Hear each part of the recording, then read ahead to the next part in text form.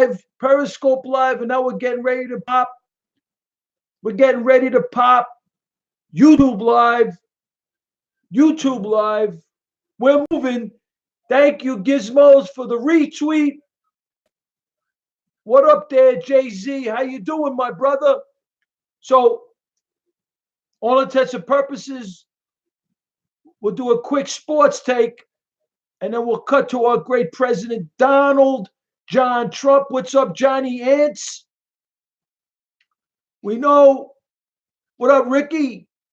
God bless you, Johnny. Thank you for those kind words. Thank you so much. By the way, I want to thank everybody. Thank you so much for the birthday wishes. It made me feel good. It made me feel good. I want to thank you all. Thank you so much, man, from the bottom of my heart. Frankie Russo all day, every day. Yeah, Jay-Z, you're right. The Yankees need pitching, right? But we got the pitching coach. That's it, 29, Johnny Ants, 29 again. You ever see that movie 30 with Jennifer Gardner? That's Russo, right? Jennifer Gardner, wow. Oof. I couldn't understand what Ben Affleck was different, what he was thinking. He had Jennifer Gardner. Oh, my God. I don't know. With the grace of God, Jay-Z, with the grace of God, we can't take nothing for granted with our great president, Donald John Trump. Hashtag Trump 2020 landslide. Unbelievable, Jay-Z. The first lady, forget about it. Forget about it. Unbelievable, right? So I would look, absolutely, Jay-Z. I think that the Yankees, I think, pumped the Trump. Oh, please, Johnny. Those were the days, man. So we're working on it. We got some things in the hopper. I got some calls, so we'll see. All right. We got some things in the hopper. So before I might as well talk about, I got this app that I'm working on compared to, right, Johnny? Jay-Z, absolutely. Johnny Ants, yeah, I got an app that's in the Apple Store. It got approved. It's a beta stage of my app. Just put Frankie Russo in the Apple Store and it'll pop up. America's Team. Join it. It's for free, please. Because now I'm upgrading the second part to this thing, and I'm going to be doing my live streams from this app. So it's going to go to 4 channels. And I'll know Tuesday more about it because they're going to give me a walkthrough. They've been developing it. My developers have been developing this video channel. So I'm gonna do all my video from the app, 4 channels. Okay. So I want you to go to my Twitter account. If you don't want to go to the Apple Store, I just click on the link. Join is for free, right? It was great, Johnny. It was great. My mom's cooked. Oh my God, it was crazy. I went running Thursday morning so I can eat. So I've been eating, right? So I'm trained. I trained 5 days last week. I'm getting ready. I'm going back to Gleason's very soon. I'm getting ready. That's one pop. That's popping like in December. That's popping in December. Hopefully within the next 10 days, maybe next week. This weather is crazy. So I'm working. I'm doing 5 days a week training. I'm getting ready for. Those were the days, Jay-Z. Absolutely. We may. That still may be an opportunity. 77 WABC. I got some other stuff that I spoke to some people. We'll see. I'm getting on a mic somewhere. I'll tell you that much. With the grace of God Almighty, I hope it's 77 WABC. But I'm getting on the mic somewhere. You could bet your bottom dollar on that one, right? So Yankees starting pitching, we need the insurance policy. We need Cole. Yeah, I heard, Jay-Z. I heard. We got Cole, Strasburg, or Zach Wheeler. I'll take Cole and Zach Wheeler. Cole and Strasburg. We need the insurance policy. There you go, Jay-Z. There you go. Hey, listen. Business is business, right? Absolutely, right? So the Yankees need, right? So the Giants. Oh my God, I don't know. I was listening to that guy Pat Shermer. I was listening to his press conference. I don't know how they keep him. I don't know what did the Jets do today? The Jets, Johnny Cap, exactly, Jay-Z. What did the Jets do today? Did the Jets win or lose? I've been out of it today. I'm like out of it. The Jets win or lose. They were going for their fourth straight. Danny Dimes, love them. They lost. Wow. Okay. I mean, they beat us bigly. Wow. Sorry to hear that. Wow. So we got that going on. And then, the Knicks, Fizdale, either he's going to develop this team and they get them to play defense. And I'm going to start to hear with 2 minutes left in the game, the chant at the Garden, defense, defense. When you hear that, we're making moves. I haven't heard it yet. So, wow, Cincinnati's that bad, huh? I hear you, Pete. I'm with you, son. I'll take President Trump. I take President Trump for as long as he wants to be president. He's the greatest. Hashtag Trump 2020 landslide. Absolutely. So my sports taste is going to be quick because I want to cut to the chase. We're in the middle of a transition. They got with the baseball meetings. The Giants, forget about it. The Jets lost. And now the Knicks, I don't know what's going on with them. I'm not a Brooklyn Nets fan, so I respect them, but I'm a Knicks fan, and that's the thing. So now we'll cut to our great president Donald John Trump. I just want to put this thing on. I was looking at it all day. I just can't believe it. I found this video on Facebook on my phone. Arabic prayer for women to speak little. Listen to this, Johnny Z. Arabic prayer for women to speak little, be obedient, and never think. You believe this? This is the stuff that they're floating around. The stuff jihad radicalism is Democrats and the compliant rhinos. Listen to this. He's banging the chick on the head. He's hitting her. This is in Arabic. This is crazy. He's got his hand in the mouth now, so she can speak little. I never in my life see stuff like this. This is like 200. This is like okay. He's banging her in the head. Look at this. He's hitting her in the head, smacking her right in the head. She'd almost got a burqa on. You believe this? I'm going to play it again. This is an Arabic prayer. I don't know if he's a Muslim cleric. I don't know. For women to speak little, be obedient, and never think. I mean, for the grace of God Almighty. This is 2019. I mean, give me a break. Right? Look at this. It's in Arabic. Right in the head smacked her. Look at this. Ya Allah. He's praying for women to speak little, be obedient, and never think. They want to bring this here. We're gonna right? Unbelievable, Johnny Hance. They want to bring Sharia law. This is Sharia law. They want to bring this here. And the Women's March with AOC, with Congresswoman Omar, Congresswoman Tlaib, were wearing their hijabs. Some of them were wearing burqas, quite frankly. In my life, I've never seen anything like this stuff in my life, right? Right? Women fighting for rights. Fighting, I mean, no problem. Go empower, go be a lawyer, go be president, right? And they were in hijabs, if I'm pronouncing it right, I don't know. Hijabs, hijabs, whatever. Burqas, that's scary, right? And they're suppressing women at the same time. Beyond belief. Beyond belief. Look at this.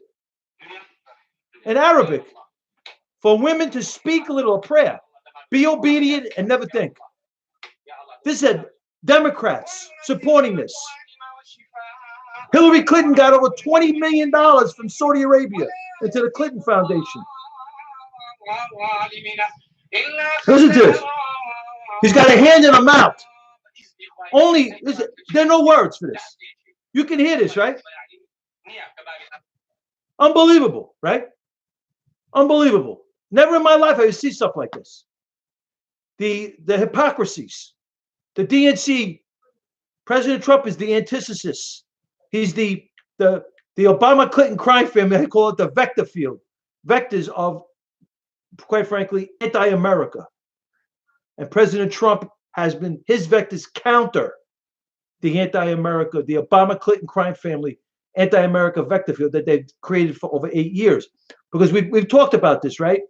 That the Obama Clinton crime family is basically they were over the top, right? They had Muslim Brotherhood operatives sitting at the table issuing execution orders out in Libya and over here in America with Muhammad al-Abari, Bo Patel, right? John Kerry, John Brennan, stealth jihad radicalism Islamists.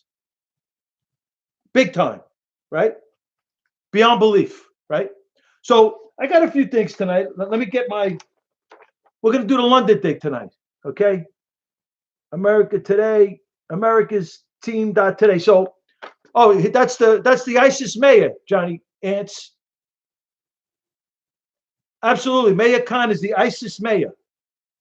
So this is America's team.today. Outside looking in, no U.S. Congressional Oversight Committee, no International Atomic Energy Agency, no Joint Chiefs of Staff, no National Security Council, no access to classified docs, nor do I know anyone who has access to classified docs. Court papers, judges' decisions, peer-reviewed journal articles, and well-sourced, well-researched open source articles. What we're searching for is a quasi-model, quote-unquote, statistical significance, and all likely, no probability, we look for trends, differences, and patterns in the data, and then we attempt to conceivably reach reasonable, responsible conclusions. And by the way, we believe our conclusions are close. Classified information is the mean. We're within the standard deviation of the mean. The Russo disclaimer. So we search for statistical significance, and with the hope of creeping toward incontrovertible truth, right? So let's kick to the chase. I'm at the New York. I got the New York Post headlines. Fiend was a lone wolf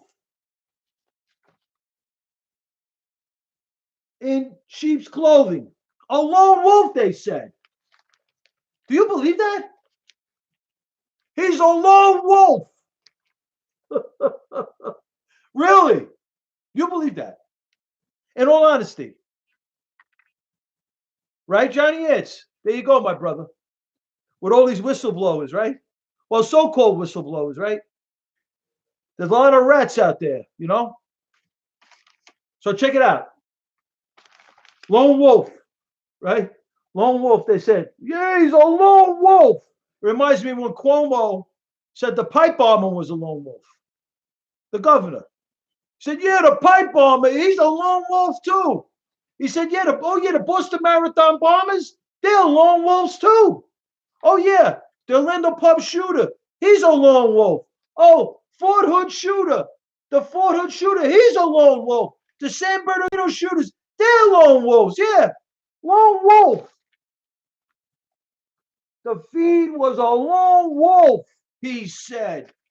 And then meanwhile, the governor goes, yeah, he's a lone wolf. So the reporters, we had this press conference, you know. The reporters went around and go, Mr. Governor, so like, how did you derive to that? How'd you come to that conclusion that he's a lone wolf? Well, he said, and what's his name was next to him, Big Bird. De Blasio was standing right next to him, and he's going, yeah, lone wolf, yeah, lone wolf. Sure, right? Then he goes, so the reporter goes to the governor. He goes, listen, how do you know? The governor sits back. He looks at de Blasio. He goes, well, he downloaded information from the internet to build the pipe bomb. So he's a lone wolf. And everybody was like, what? He's a lone wolf. He downloaded Inspire magazine. Well, didn't the Boston Marathon bombers download Inspire magazine? And that's how they built the pipe bomb, right? And who was the co-founder of Inspire magazine? Who wrote the article? Who's Anwar al-Awlaki? So these are not lone wolves, people. These are not lone wolves. And London, just as bad as with the Islamists, maybe even worse, right? The police in London, I think they still got I don't know if they can still carry. The last time I checked, they couldn't carry guns in London. They had to. Oh, what's going on with Miguel Andahar and the NBA? Wow. Somebody just blogged something on baseball MLB. That's what it was. But in London, I don't think they got guns over there. I think they got battalions. I think, if I'm not mistaken, if that was called battalions, I think they got the sticks. I think that's what. Yeah, the last time I checked, maybe they upgraded them. It's crazy, right? Crazy. Lone wolf. Right. We got Al Qaeda in America. We had terror cells all over the U.S.-Mexican border during the 9/11 with the 9/11 hijackers when Anwar al-Awlaki, Muhammad Atta, Muslim Brotherhood operatives, right, running through our infrastructure for almost 2 years before they blow up buildings and killed Americans, unfortunately, right? Horrific hit on the World Trade Center, right? Then over there in UK, they had this. So you remember, I spoke to the show in UK, right?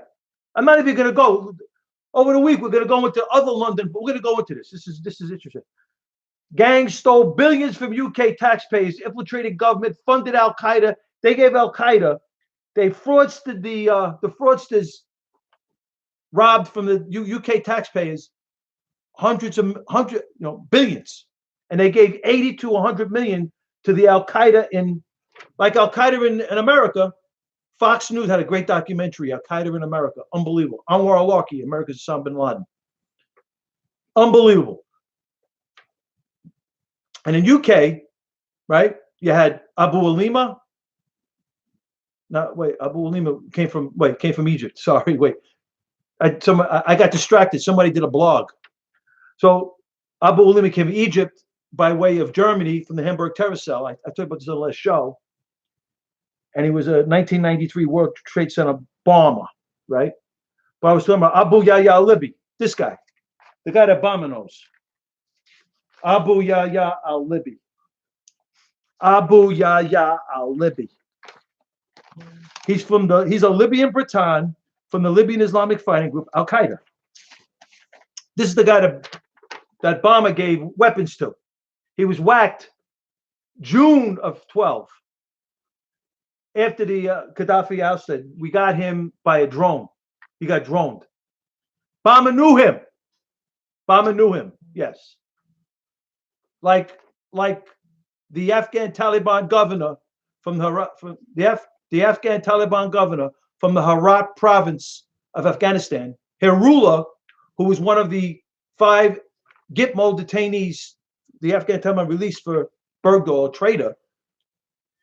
He was very close with, obviously, Mullah Omar in Iran, the Afghan Taliban headquarters in Iran, right? But from Afghanistan, he was very close with Karzai, the president of Afghanistan, very close with him. So close to him, according to New York Times declassified information, he was so close to him that Mullah Omar was very concerned, right? So like the president of Afghanistan knew the Taliban governor of the Herat province in Afghanistan, Barack Hussein Obama knew Abu Yahya al-Libi through his brother, Malik Obama. Who was Malik Obama very close with? Gaddafi. Whoa. He had diplomatic visas. Slowly I turn step by step, right? Yeah. So here we go. The Fiend was a lone wolf in sheep's clothing, according to the New York Post. Great paper. I love the Post. But I don't know if I agree with them. So the London Bridge stabber masqueraded as a reformed jihadist, claiming his terrorist days were behind him. Sounds like, thank you, Wagon Fire, for the retweets. Sounds like Noman Benoitman, the chairman, the director of the Qualam Foundation, that are there to help the English government talk to and converse with the radical Islamists. Sounds like Muslim Brotherhood operatives. Johnny Ants, what's popping? Thank you for the retweets, right? Sounds like Muhammad al-Abari, a senior fellow in the DHS, the Department of Homeland Security, under the Obama-Clinton crime family, tweeting out how much he loves the Muslim Brotherhood and radical Islamists. Thank you, Rambler, for the retweets. Sounds like, right? Barack Hussein Obama going into Cairo to stuff jihad radical Islamists, telling everybody that things are going to change. Transformation to the Muslim Brotherhood operatives. And he spoke in Al-Azhar University, where there's some Muslim clerics that believe in the physical violence in the jihad. And Omar Abdel Rahman came out of that. The PhD, the blind sheik, got his PhD there. And he said he did nothing wrong. It's in the Quran, he said, right? Then you got Yusuf al-Qaradari, another, he's like the second blind sheik. He's in Egypt. He got kicked out of America because of the Holy Land Foundation trial. With Musa Abu Marzouk, Muhammad al-Nudi, Omar Abdel Rahman, the blind sheik. These are diplomatic visas, right? Give me a break. Beyond belief. Then you got in London, they had their migration from Libya in the 90s. And that's where they had the terror cell, the Libyan Islamic Fighting Group terror cell inside of Manchester, England. And that's where, they went to the English government. They're so great for their people. Frankie B, what's popping? Frankie B, YouTube Live says, hello, what's popping? That's my G right there. So check it out, right? So now we got these Libyan migrants going into England, right? They got their terror cell, the Libyan Islamic Fighting Group. Give them like with de Blasio. Well, get off the fence there, host. Get off the fence. Hashtag Trump 2020 landslide. You better believe it. So check it out, right? It's true. So check it out. The Libyan Britons, they migrated in the 90s to Manchester, England. Then the English government was saying, let's get these Libyan Britons, send them. So they had this big thing. They had this big promotion, this big propaganda they were spreading throughout England, trying to get rid of Gaddafi. Hey, listen, you're on notice now. Me now. No F-bombs and no disrespect to President Trump. You don't have to be down with Trump, but you got to, be respectful. You could attack his policies, but you can't be dropping F-bombs. I'll block you. I'm just giving you a warning. So, right? That's fair, right? Right, host? So, I'm like, so the Britons, the Libyan Britons, so the English government's, God bless you, host. Oh, you're Philly? Nice. You're an Eagle fan, I bet, right? Hey, you got my boy Girardi, the Yankee manager. The Philly's on the come up. Thank you, Texas. God bless you. So this is what we're doing now, right? So the Libyan Britons were sent by the English government to oust the Gaddafi.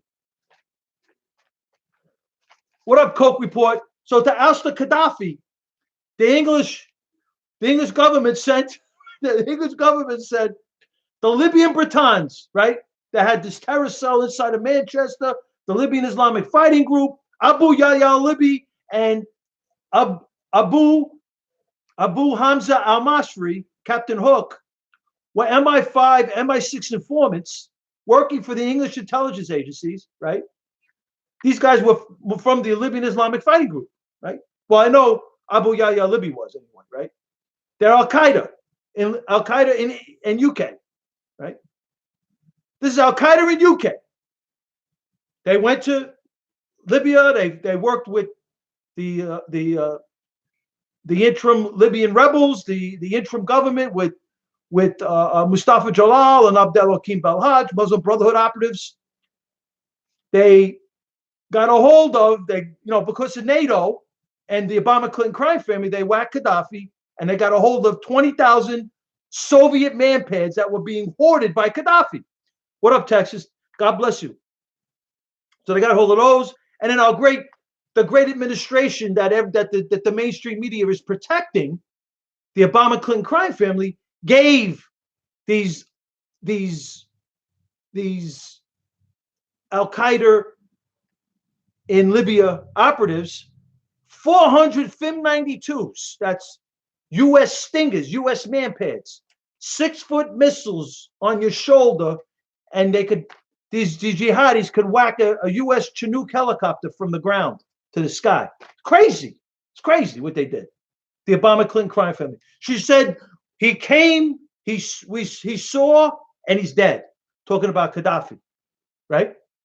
So the Obama-Clinton crime family with NATO whacked Gaddafi. So now they got these terror cells. It's all nuts, right? They got right 70. They got these terror cells inside of Libya. The Iran, that's Hezbollah, Quds Force, and the Iranian Revolutionary Guard Corps, deemed by President Trump as a terrorist entity. First time a government entity the U.S. Treasury has deemed as a terrorist entity under the Trump administration. Thank you, Jesus. Thank you for our great President Donald John Trump. They had these terror cells all over Libya, and apparently these Libyan Britons learned about explosives from Hezbollah. The Hezbollah is known for their explosives. They're known to put together, and I'll show you what they've done so far. Just to give you a little, this is what Hezbollah did. This is what Hezbollah did. What up, mister? This is what Hezbollah did. That's the Crowbar Towers attack. Hezbollah. Iran and Hezbollah. Iran and Hezbollah. That's in Bahrain. They killed men and women of the United States Armed Forces over there. This is what they do. This is the Beirut bombing in the 80s. They killed 200 Marines. Hezbollah and Iran in Beirut. 200 Marines they killed. So they know what they're doing with explosives, right? So they came in and they did the Manchester bombing. This Libyan Islamic Fighting Group terror cell. Abu Yahya al-Libi was gone by then. He was whacked in 12. But it's crazy stuff. Yeah, but they move. Mr. Nice Guy, you know, they move, son. If you understand how Iran moves to the terrain, well, if you understand, you got to understand so you said Iran is far away. Do you understand? A trigger point in the global jihadi movement is Sudan. How far is Sudan from Iran? You got to go over some serious landmass and water mass. Absolutely, mister. All day and night. Absolutely. You got to go over some serious landmass and serious water mass to get to Sudan from Iran, right? So in the late 80s, when Omar al-Bashir couped Sudan, who was there with him? The Iranian Revolutionary Guard Corps. And that's when in the 90s, when Hassan al-Tarabi and Omar Abdel-Rahman was there too. He was there. It's crazy, right? And so was Omar Bashir, Hassan al-Tarabi, Osama bin Laden. Norman Benoitman was there, the guy that heads the Qalam group. We're all there, right? In Sudan. That was the big Pan-Islamic summit, the Sunni Shiite nexus. That was the beginnings, we believe, of the Iranian global terror network. In the 90s, Iran built a Khartoum weapons factory. Absolutely, Coke. Iran built a weapons factory in Khartoum, where they were actually smuggling their rockets up through Egypt into the Gaza.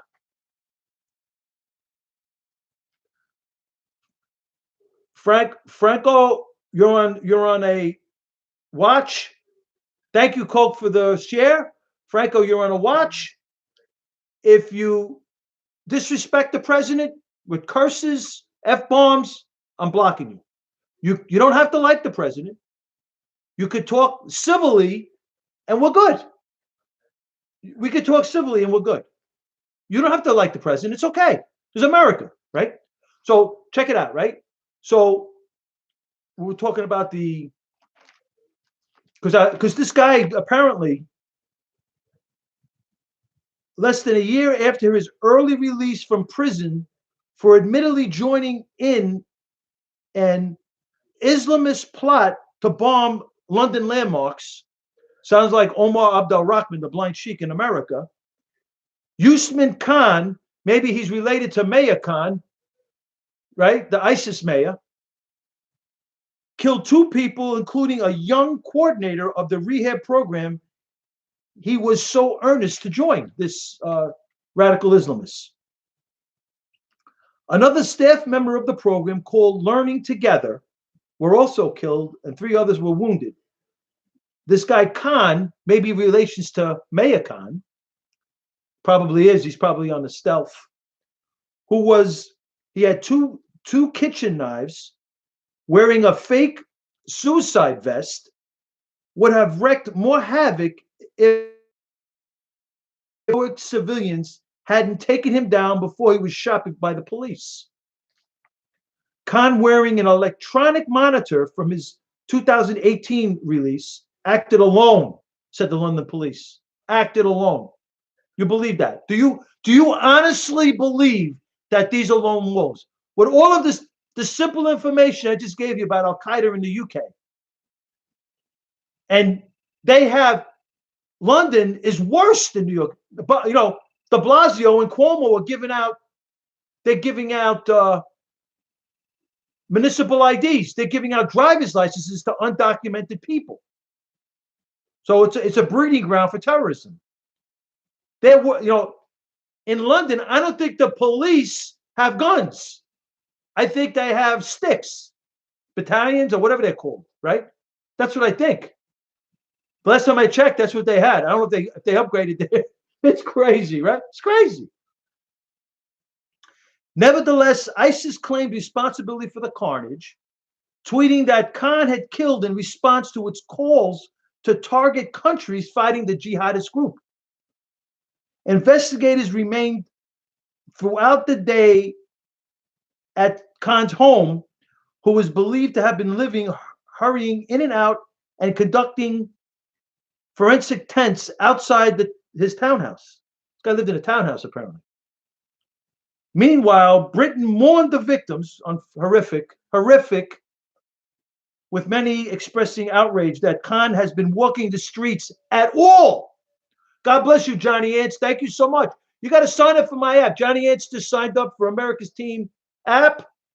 You got to go to my app, sign up, please, because I'm going to be going live from my app this week, and I'm going to be using this whole month because I want to build it. It's free. I'm going to build it. I want to build my subscription base up. I haven't started promoting it yet. Once I get I'm going through a test walkthrough with my developers on Tuesday. Yes. And then I'm going to try to, hopefully I'll be able to go live for my app on Tuesday night. So if you get into my app, I'm going to be on 4 channels streaming live, and then it'll be archived. And you'll see I got my vectors on my app. There's vectors there. I'm adding more vectors, and we're just going to keep going. I just want to build up my subscription base because I'm very close to getting back on the mic. And then I'll be able to do once I get back on the mic on the radio, and then we'll see what happens with television. That's the ultimate goal, right? So what we got? Okay, so thank you, Johnny, for that information. So you got to go to either my Twitter account at Frankie Russo 1 on Twitter. You can click on the link. It's the pinned tweet on the top. Click on the link. You get right into my app. You're there. And/or you can go to the App Store and put in Frankie Russo, and you get my app. There it is. What up, Danny? God bless you, Danny. Right?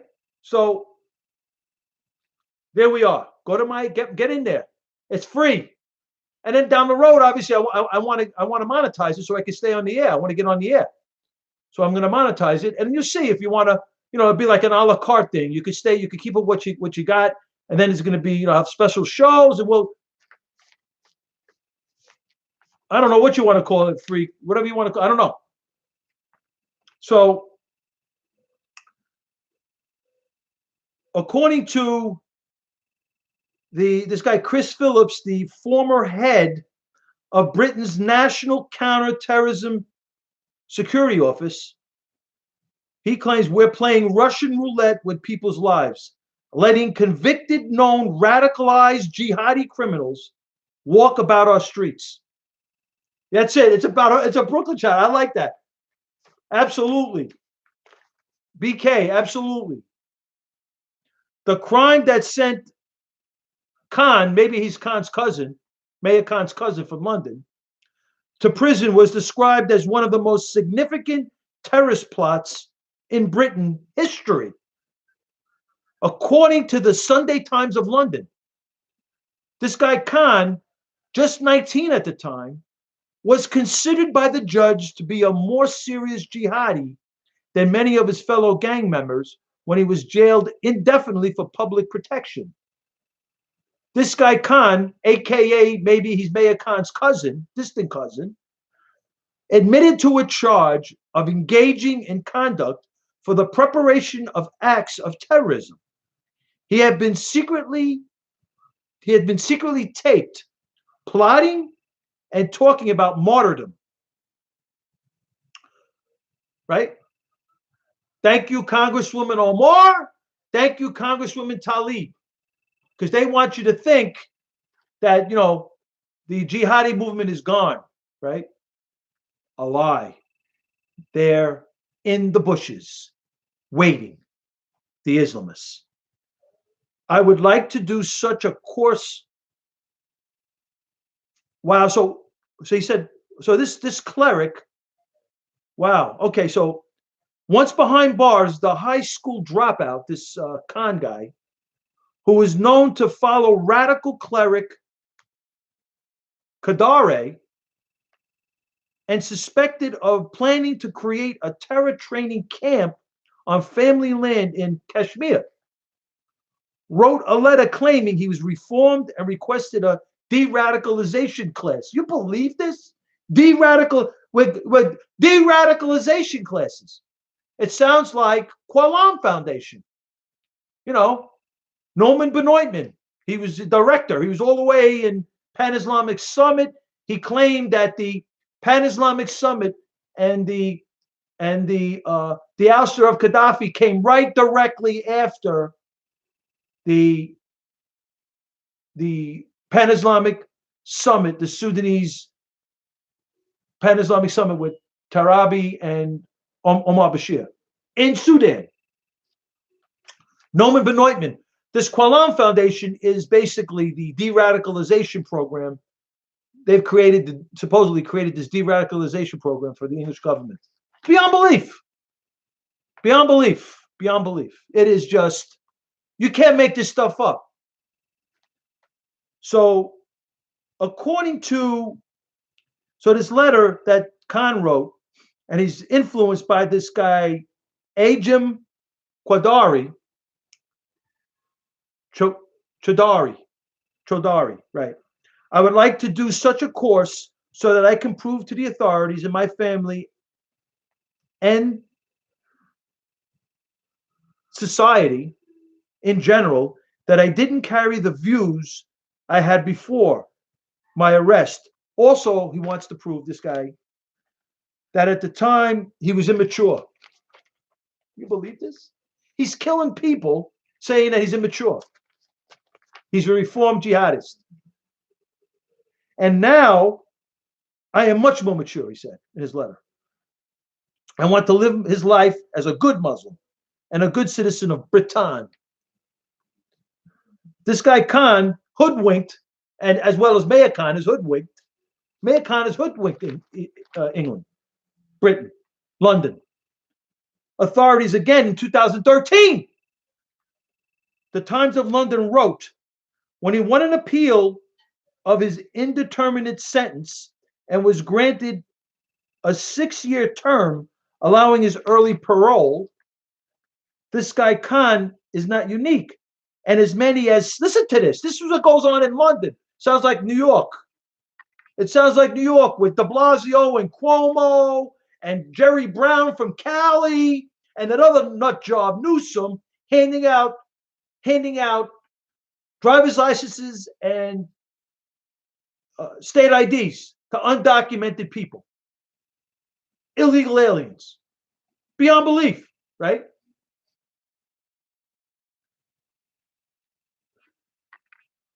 What are you talking about, Arizona? Yo, Franco, son, the second warning. If you're going to disrespect the president, I'm blocking you. Next time, I'm blocking you. You can attack his policies. You can't drop F-bombs and disrespect the president of the United States. It's plain and simple. So apparently, this guy, you're not going to disrespect the president, Franco. As many as 70 terrorists in London. Absolutely, Arizona, right? You do know the 19 9/11 hijackers had 60 state IDs and driver's licenses. 60. Immigration fraud beyond belief. Ramzi Youssef and his partner came in with 5. Ramzi Youssef is the major perpetrator of the 1993 World Trade Center bombing. He had 5, at least 5 between the both of them, fraudulent immigration papers, and came in and started blowing buildings up. He's serving Ramzi Youssef, whose uncle is Khalid Sheikh Mohammed, Muslim Brotherhood operatives, right? Ramzi Youssef is serving 2 lifetime prison sentences, 2 for terrorism. It's crazy. So 70 terrorists of London have been released from Britain's jails. You know who released? You know who released the jihadis in Libya? Gaddafi. Gaddafi, let me tell you something. Gaddafi wasn't a nice guy. I'm not saying he was. I'm not saying that. But he did give his WMDs to the Bush administration. He did. And Obama and Barack Hussein Obama, stealth jihad radical Islamists, and Hillary Rodham Clinton, stealth jihad radical Islamists, whacked him, right? He did give up his WMDs. He couped in 69, took over the Libyan government, and then he was jailing the radical Islamists. For some reason, in 2000, he was killed in October of 2011. For some reason, I think 2010, something like that. He had this reform, 40 years of reconciliation, apparently, according to published reports. And he's releasing, they said his son was involved in the release of the radical Islamists, and also the U.S. Embassy, they're claiming, was involved in releasing of these radical Islamists. And apparently, what up, algorithm? Apparently, right, he ended up getting whacked by these radical Islamists. So it was so bad that I got the paper here. I saw it. Wait, hold, stay with me. I saw the paper. I saw it. I can't find it. Well, it was Al Qaeda in Libya, and they had this big Al Qaeda quote unquote conference in August, a month before the hit on Benghazi, where they had 15 plus Al Qaeda militia meeting in Liberation Square in Benghazi. That's how much when Gaddafi released the radical Islamists and put them on the streets, that's how bad it was. And then, they left they gave out the Libyan rebels, the Mustafa Jalal and Abdel Kim Belhaj, Muslim Brotherhood operatives, was sitting on the 20,000 Soviet manpads and the 400 FIM-92s that the Obama Clinton crime family gave them, right? And that became a gun running operation. It was being monitored by the corrupt wing of the CIA, the Brennan Morrell Panetta wing of the CIA, inside the Obama Clinton crime family White House. And President Trump is a Russian KGB agent. Go figure. All President Trump wants to do is whack Al Qaeda, make he's put American economy on steroids, because people don't understand. Economic prosperity means protection in the homeland. When your economy is a problem, a country will have security issues, home and abroad. Homeland security will be an issue, and when economic prosperity is up, countries are more safer. Is that in good English? I don't know. Much more safer. Truth be told, our president has done an amazing job for this country. And what they're doing to him, they can't beat him at the polls. So now they're trying to dirty him up, or they're trying to, It's crazy what they're trying to do to our great president. Absolutely, Arizona. I don't know what you're talking about, algorithm. Right, Coke? Right, Coke? Right on, brother. Right? What are you talking about, Jesse? President Trump's getting reelected, son. I hate to burst your bubble. That's a joke, Johnny Yance. Bloomberg is a joke. He don't have the fire in the belly anyway.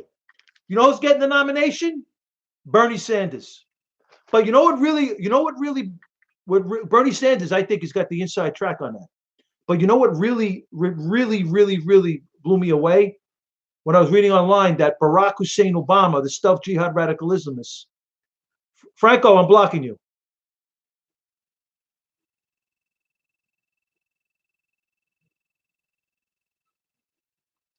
So I had to. I warned him 3 times about being disrespectful to President Trump. He don't have to like Trump. He could attack his policies all day, and I'll leave it alone. But you're not gonna say, right? You're not gonna say that. You're not gonna say, right? That's president. He's president. He's the president of the United States, right? So, but Bernie Sanders, Barack Hussein Obama.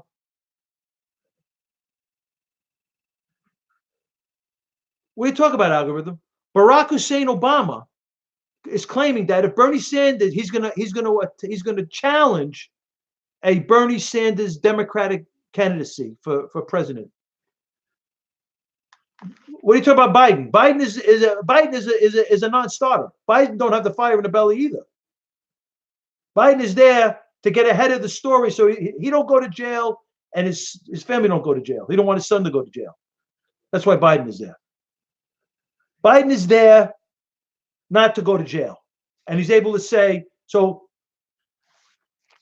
Biden's not going to be a candidate. It's going to be Bernie Sanders. Okay, but the truth be told, Obama said he's going to challenge. So these Democrats, they talk about democracy, the voice of the people. He will actually challenge. Well, it is what it is. President Trump is going to annihilate him, but I think Sanders is going to be the candidate. Sanders has the most following. Don't forget, he's already done this. He's already gone through this merry-go-round at least once that I know of. Sanders is going to be, he could conceivably be the candidate. And I think President Trump is going to eat him alive. President Trump's going to beat him. People don't understand what they're dealing with. Everybody wants to listen to the media.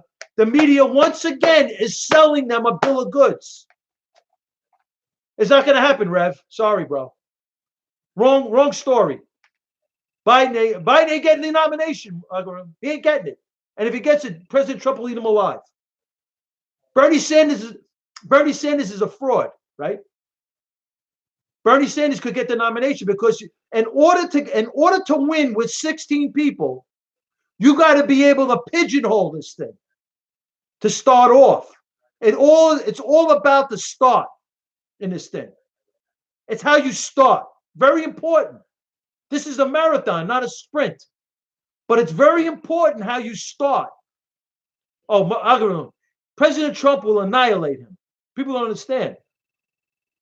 People just don't understand. People just don't understand. You're listening to the mainstream media because they're telling you things that you want to hear.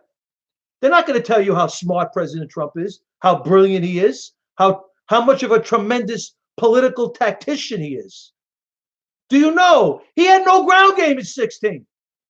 He's a campaign savage, right? And he had no ground game. Oh, he'll annihilate Biden. He will outwork Biden alone. He'll outwork him. And Biden don't have the fire in the belly. I'm telling you. President Trump is a tremendous, they underestimate his political savviness because he's only doing this for 3 years, right? He's a tremendous campaigner, and now he's got a ground game that he didn't have in 16. And his social media is on steroids, quite frankly, right? He's got these algorithms going, and what he's doing is, which he didn't do. President Trump didn't do this in 16, what he's doing now. It's our luck, bro.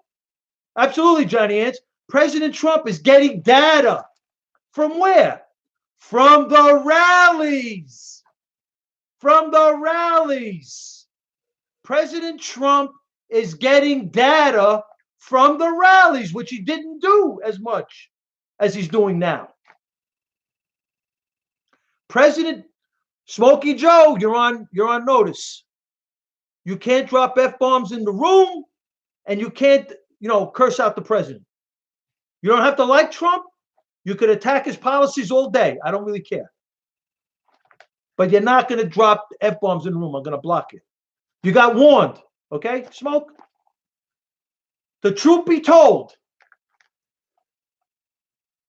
bro, that's two. He's not a racist, okay? That's two. Smoking Joe. You Smoking Joe? Are you Smoking Joe Frazier fan? Great fighter.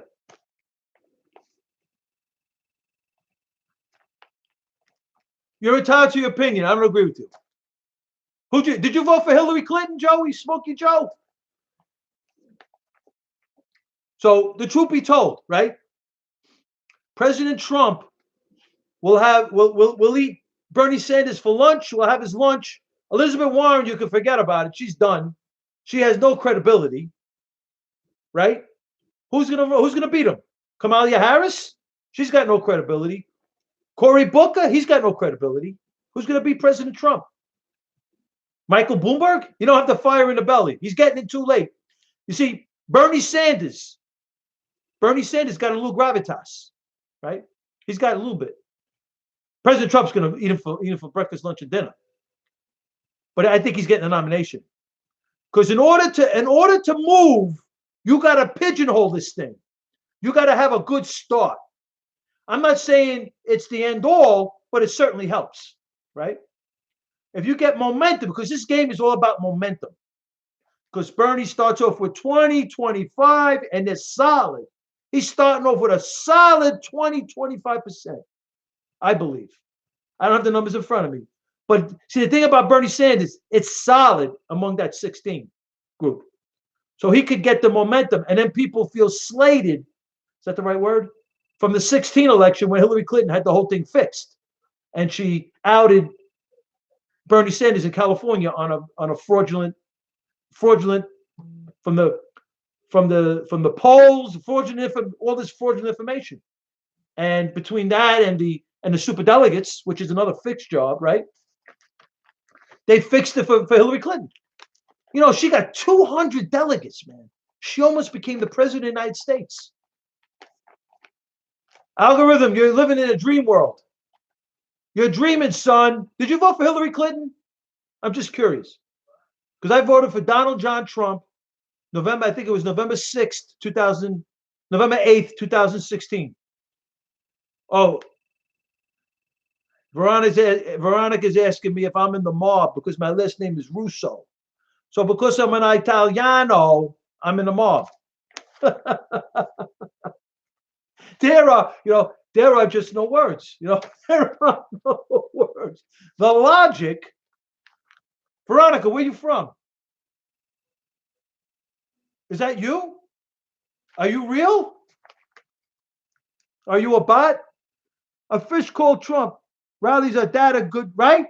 The data that Trump people are figures. Oh, Veronica, you just said it all, Veronica. You just said it all. She won the popular vote. Yeah. Oh my gosh. Algorithm. You got this whole thing.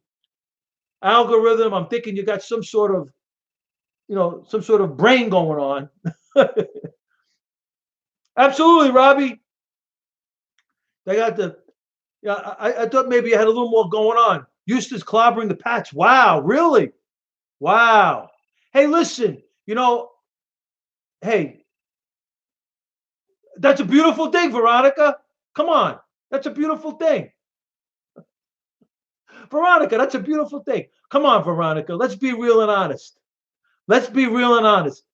If you're in the room with your girlfriends and President Trump walks in, a billionaire, come on, if there's 10 chicks in there, half of them probably want him to grab, right? Half of them probably want him to grab him. Come on, man. Come on, man. Come on, man. Let's be real. Let's be real and honest. right? President Trump walks into a party room and there are 10 chicks standing there. I guarantee you 5 of them would love, if President Trump called over, they would run over to him. Run over to him. They would love to be President Trump's side piece. Come on, man. Come on, man. Let's be real. Don't come up with Frankie Russo like this, Veronica. How grow? They would love to be President Trump's side. Hey, what do you think about this, Veronica? Listen to this. Listen to this. You know what he's doing? He's hitting a woman. He's saying an Islamic prayer. He's saying an Islamic prayer for women to speak little, be obedient, and never think. Listen to this. He's got his hand in her mouth. Yeah. And women like you, Veronica, go on the Women's March with your hijab and your burqa, telling everybody and meanwhile, these radical Islamists they just want to suppress women all day. Oh, you want to do that? See, I knew she had a little thing going on. I knew it. I knew Veronica had a little. Yeah, she liked that. She likes that, I guess. I guess so. Why do you say that, Robbie? Why do I have a low opinion of women? It's not true. It's the furthest thing from the truth. Why do you say that? So I'm gonna ask you why you said that, because that doesn't make sense to me. Because I'm showing in this video how the radical Islamists, how Islam oppresses women, and how disrespectful it is, and how the Democrats, the stuff jihad radical Islamist Democrats, support them. So on the one hand, they're going on a women's march with their burqas and their hijabs, telling everybody we're free, we're liberated. The women you don't want to be respected. Robbie, love woman. My mother's a woman. What are you talking about? My mother's a woman. I love women. I just find, like I do, because I'm Catholic, I find it very archaic that women can't be priests. Women should be able to be priests. Women should be able to hand out the sacraments. And I find that very archaic, very suppressive, very oppressive, whatever you want to call it. And these Islamists are worse. They're smacking the women. They're putting their hands in their mouths, praying these Islamic prayers to keep women obedient and talk little. And you're trying to say, bro, Robbie, go where you got to go, son. You make no sense. And quite frankly, I love to be on a mic with you, because this way you could identify who you are. 21-3, wow. Wow. Yo, Robbie Z, whoever the hell your name is, right? You see my face, you know my name. You go to @FrankieRusso1 on Twitter, you see my Twitter account. You go to Frankie Russo 44.3 or Frankie Russo 144, and you see my Facebook account. That's Russo, straight up coming at you. I don't play around over here, son. This is not PC political correctness from California. Everybody walks around in a bubble. I'm in a bubble. Oh my God. You must have cried at 16, son. You must have cried like when President Trump won, you must have cried like a snowflake. Oh my God. Like a freaking snowflake. Woo! Frankie Russo. All day, every day. Can't keep up with this, son. Is he high? What up, Puff? Yeah, I am, son. Where you from, Puff? Are you puffy? Yo, keep it over there. That's all I say. Yeah, some women want to be grabbed by the coot. Yeah, they do. So, Robbie, some women, there are some, I'm not saying, I said of the 10 women, what up, Porky? I said of the 10 women, I guarantee you 5, 4, 3 will love President Trump to grab him by the cooch. I think that's true. I think that's honest. There are some women that would love to be the side piece, would love to be President Trump's side piece. I think that's honest and true. I don't think I think this is being honest. If you got a problem with that, oh my God, go where you got to go, son. It's okay with Russo, right, Stabber? Come on, man. Let's be real. You want to be, Hey, listen, I'm for equal rights for women. You know, they could lawyers, doctors, presidents, another bot, right? Another bot, right track. Go do your thing. But you can't have your cake and eat it, you know? You want to be you want to play in the big leagues? You want to play with the big boys? Okay. Bring the Russo Coochie hour back. Oh my God, those were the days. Unleash the Bulgarian. Yeah. I could be a Bulgarian. I'm a God-fearing. Now let's not get this twisted. Frankie Russo is a God-fearing Christian man. I'm a man of the rosary. I pray the rosary all the time. I love the Christ and the Mother, Blessed Virgin Mary. But I have, there is a Bulgarian. I could unleash the Bulgarian, and then you got a problem, Unleash the Bulgarian, right there, Johnny Ants. I got this guy. Oh, women want to be. Of course, they want to be respected. I'm for chivalry, but chivalry is gone today, right? I'm a romantic guy. I like buying a woman roses that I love. I do. I like whispering sweetness into a woman's ear. I do, Stammer. I'm not gonna lie. But the truth be told, today, a lot of that stuff is out the window, right? A lot of that stuff is out the door. The lover boy. No. I don't claim to be a lover boy. No, I'm a good man. I'm Porky. But I'm like I tell my lady friends, women are the beauty. Women are beautiful, right? The women, beauty is in the eyes of the beholder, right? To me, the women I think are beautiful. Women are beautiful. I'm just, I can't help it. I'm just, right, Johnny? I'm charm and charisma. I'm very charismatic. I can't help it. I'm very charismatic. I'm a charismatic man. I tell them, I tell them, the chicks got the looks. I got the charm and charisma. It's true. It's true. I am charismatic. I'm only kidding. I'm just having a good time tonight. I wish I was on the mic. Oh my God. It would be Bulgarian like crazy. It would be Bulgarian. Bucky's having fun with me tonight. Oh my God. I got this guy Poofy, whatever the hell his name is. What grown man has the name Poofy in my life? Poofus. What is this? What grown man? What grown man walks around with a name Poofy and Puff? Who does this stuff? There are no words. Right? No words over here. So I'm trying. Everybody, you got to go to my app, man. You got to go to my app. You go to the store, to the Apple store. Right now, it's only Apple. And I think if you go online, you can get it online too. But I'll know more tomorrow or Tuesday, because I'm upgrading it. Right now, it's in beta. You go to the Frankie Russo, put Frankie Russo in the Apple store. My Apple come up. Join it. It's free. Because I'm going to start to broadcast from my app, and it goes to 4 channels live. And I'm going to start to hone in at the time, so you know what time I'll be on the air. I'm going to try to do 5 days a week. I'm looking at Sunday through Thursday, because this app now, my goal is to build up the subscription base. So you guys can help me here, And this way down the road, I'm close to getting on the network, on the mic, and it'll be cool.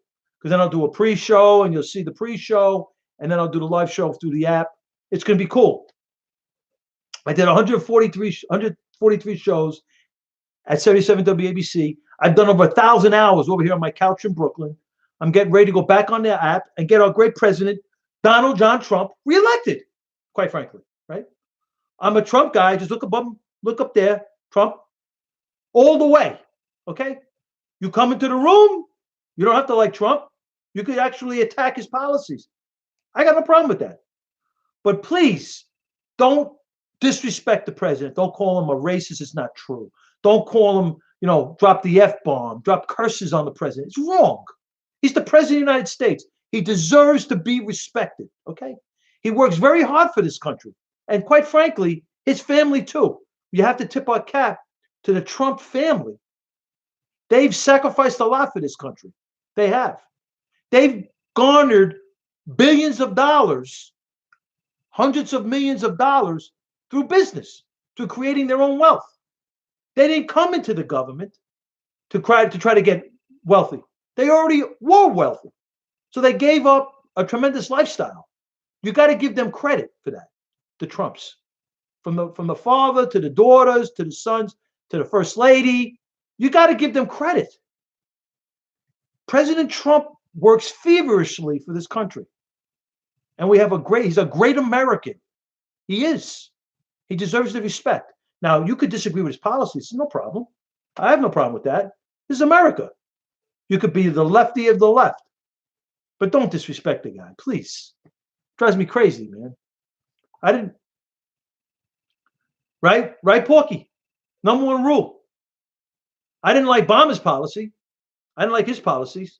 And I thought, Michelle Obama was Michael Obama. I'm not going to lie. I thought she was a outside linebacker, quite frankly. I don't know.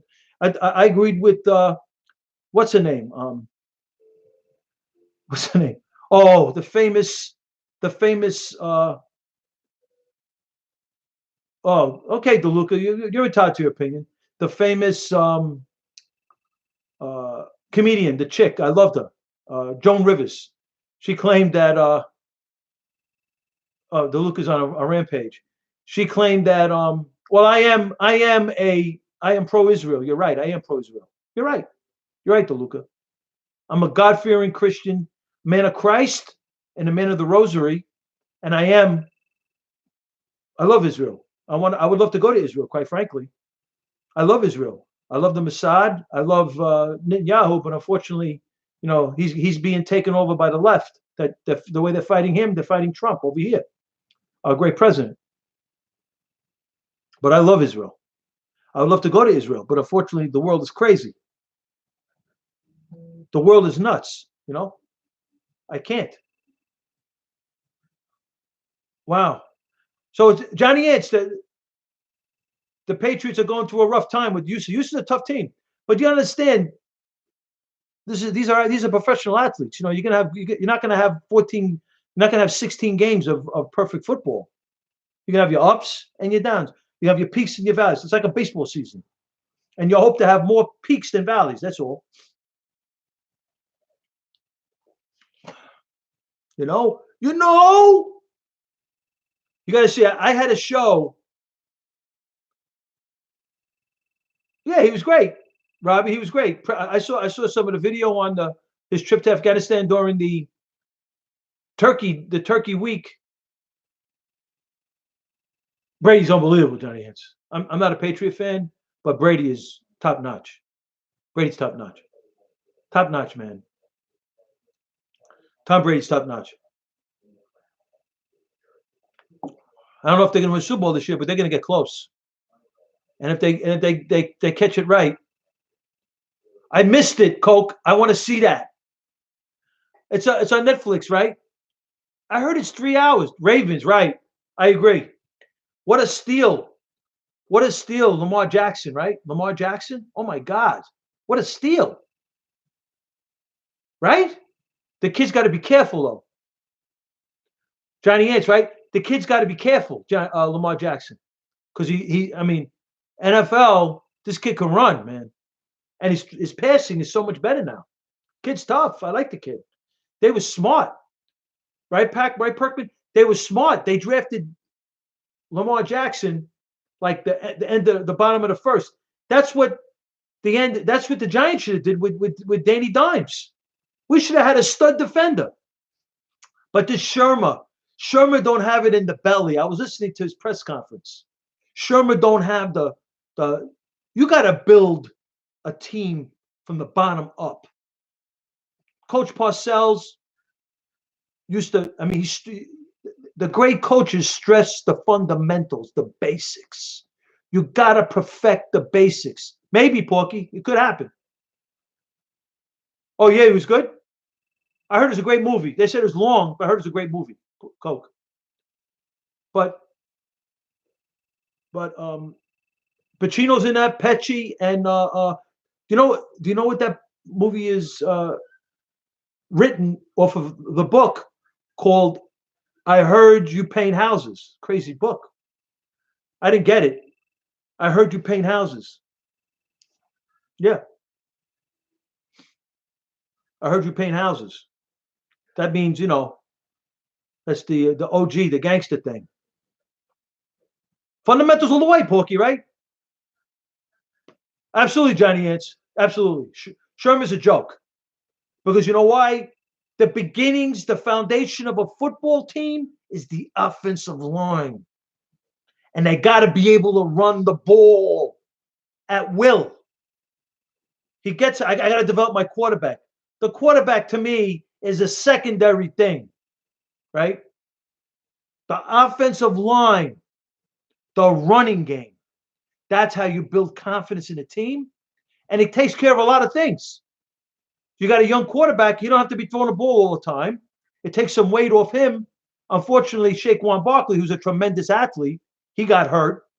So he's running on not so good ankles. So why not use that guy Elijah Penny, man? I don't know how he's a big kid too. He's bigger than Saquon. So he can. We need the 3 yards in a cloud of dust team. That's what we need. Ball control offense. Oh, did he? Very good, Johnny. I'm glad I didn't see the game, but we need ball control offense, right? Get tight ends that could block, not wide receiver tight ends. I don't care if they can catch the football. We need tight ends that could block. We need wide receivers that could block, that could do more than just catch the football. We need corners that could tackle. We need secondary people that could tackle. Because this game of football is very simple. It's a game of territory, field position, absolutely. And you got to be able to control the middle of the field. If you could control the middle of the field, absolutely, Johnny Ants. I'll take 2 Howard Crosses, quite frankly. I'll take Mark Bavaro and Howard Cross.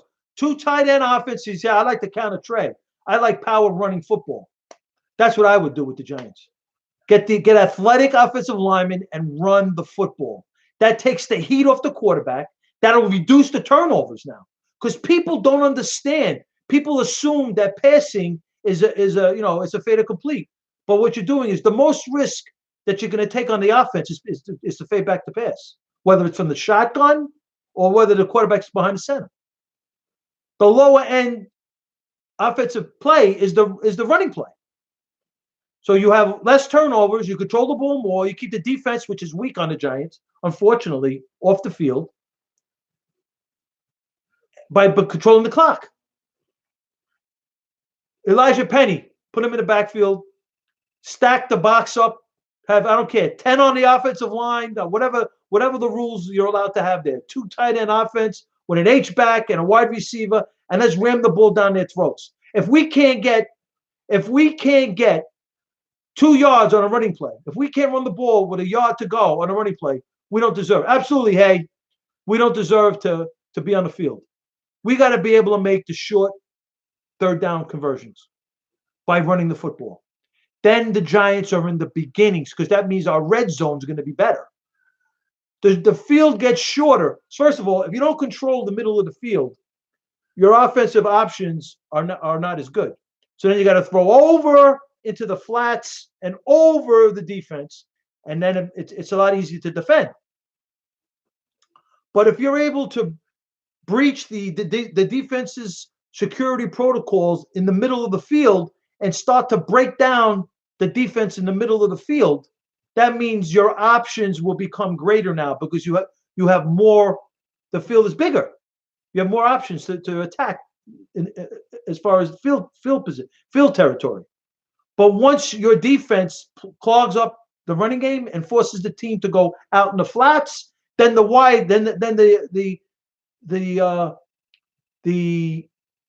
sidelines becomes the 12th defense, right? And that's how you defend, right? That's how you defend. So tackling, we're trying, Johnny Ants, tackling and blocking. The team that blocks the best, the team that tackles the best. Usually, taking turnovers out of the equation, usually the team that wins. So that means I don't need 5 Deion Sanderses. I need 4 or 5 corners, 4 to 5 defensive backs that can tackle. So if they're going to catch fundamentals, absolutely, Porky. That's the whole idea. Blocking and tackling. We need tight ends that can block. We need wide receivers that can block. We have running backs. We have a quarterback. So once we run the football, then the play action comes in. Basic football. Take the ball out of Shaquan's stomach and we go up top. We got the tight ends. We got the seam pass down the middle. That's what I'm talking about. We could attack the middle of the field. Once you run the football, we got the seam pass down the middle. We attack the middle of the field. Then we got the middle of the field. Then we got the wide receivers doing that little crossover in the middle, and we're killing them. But this other way, just using the pass, because Danny Dimes is not Joe Montana yet. Joe Montana was a precision passer. Joe Montana and Jerry Rice and Bill Walsh took the short pass and made it into a running game. I mean, Joe Montana was amazing, right? And they scripted. Thank you, Coke Report. Thank you for the Twitter. Thank you, my brother. So, I mean, this is the way this game goes, right? This is the way this game goes. What time is it? I'm on 120. So, Big Joe Montana, Jerry Rice, John Taylor, Dwight Clark, they took Roger Craig.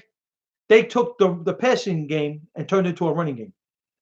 So they took some of the risk because he had short drops, did Joe Montana, quick releases, as does Tom Brady. So they took the risk. They've mitigated the risk of the pass because when you fade back the pass, anything can happen. The defensive back could miss the blitzer, and you got a blindside sack on the outside linebacker by the outside line. There's so many things that could go wrong. Montana was unbelievable. I thought he was the best quarterback ever. I think Joe Montana is the best quarterback ever. He did it in Notre Dame. Joe Montana did it. Super Joe did it in Notre Dame. Big Joe Montana did it in Notre Dame. Right? Tom Brady, you could say Brady's the greatest. You could definitely say that. I think Brady's top 3. Because I like to leave it open. Because you got Burt Jones, who didn't win anything. He was a great quarterback. Danny Marino didn't win anything. He was a great quarterback. Right? There's some quarterbacks that didn't win the Super Bowl. Eli Manning won 2 Super Bowls. Does that mean Eli Manning's better than Burt Jones? That means Eli Manning's better than Danny Marino? I don't consider Eli Manning an elite quarterback.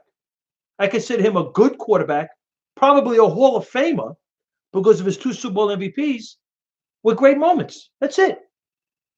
He wasn't this, like his brother, like revolutionizing the offensive approach.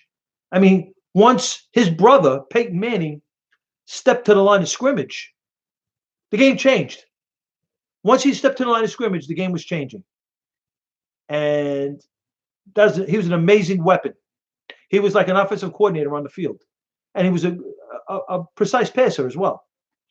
His decision-making was incredible. He was a great quarterback, Peyton Manning, one of the greats. Absolutely. He revolutionized the position.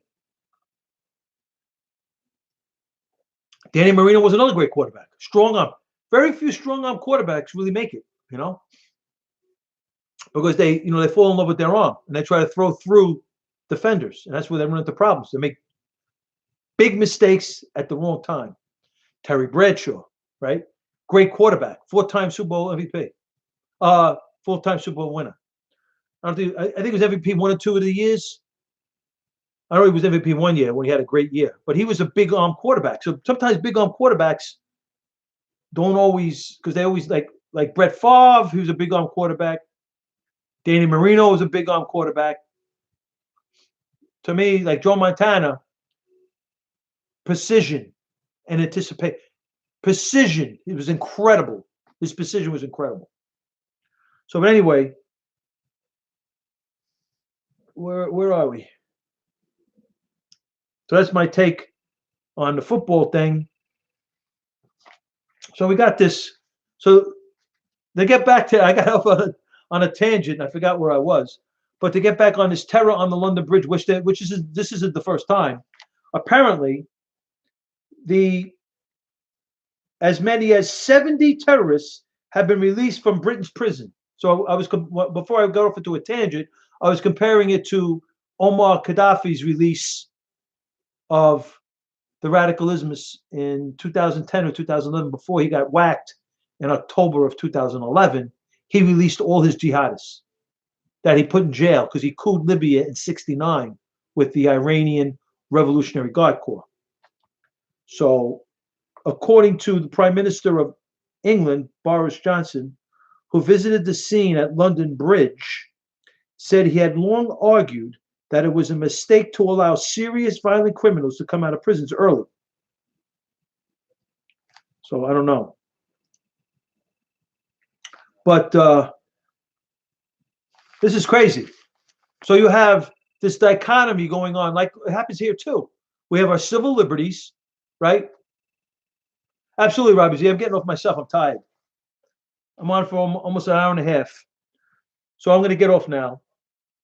And but basically, these radical Islamists, like Hamas did in the Philadelphia conference in the '90s, where they were actually with the FBI, the Holy Land Foundation trial data, the FBI had the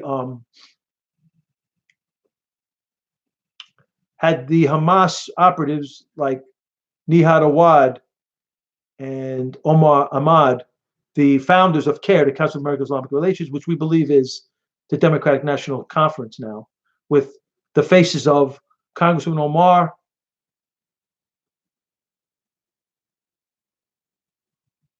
have a blessed one, Robbie. Have a blessed one. Congressman Omar and Congresswoman Tlaib, we believe they're the face of the Democratic National Committee. They're the new faces of CARE, the Council of American-Islamic Relations. So with that being said, this is what why we believe that the underbelly of all this propaganda and all these issues is basically the radical jihadi movement, which we believe is in the bushes in America right now, because what they do is basically they blow buildings up with the radical Islamists. Then Muslim Brotherhood comes in, educated doctors, lawyers, accountants, and creep towards Sharia law, and that's what they're trying to do here. So it's a concern of mine. I believe the politicians use have a blessed one, Robbie. The politicians use, as well as like I was saying with Hamas in the Philadelphia conference, they use our civil liberties against us. Our right to politically assemble, our right for freedom of religion, freedom of speech. The radical Islamists are very aware of our civil liberties, and they use them against us. They build these mosques, which basically, I believe, are Trojan horses. That's the breeding. They become 20, 10%, 10, 20%, 30% of these mosques become breeding grounds of terrorism, right? And it's an horrific thing. We knew who the 9/11 hijackers were.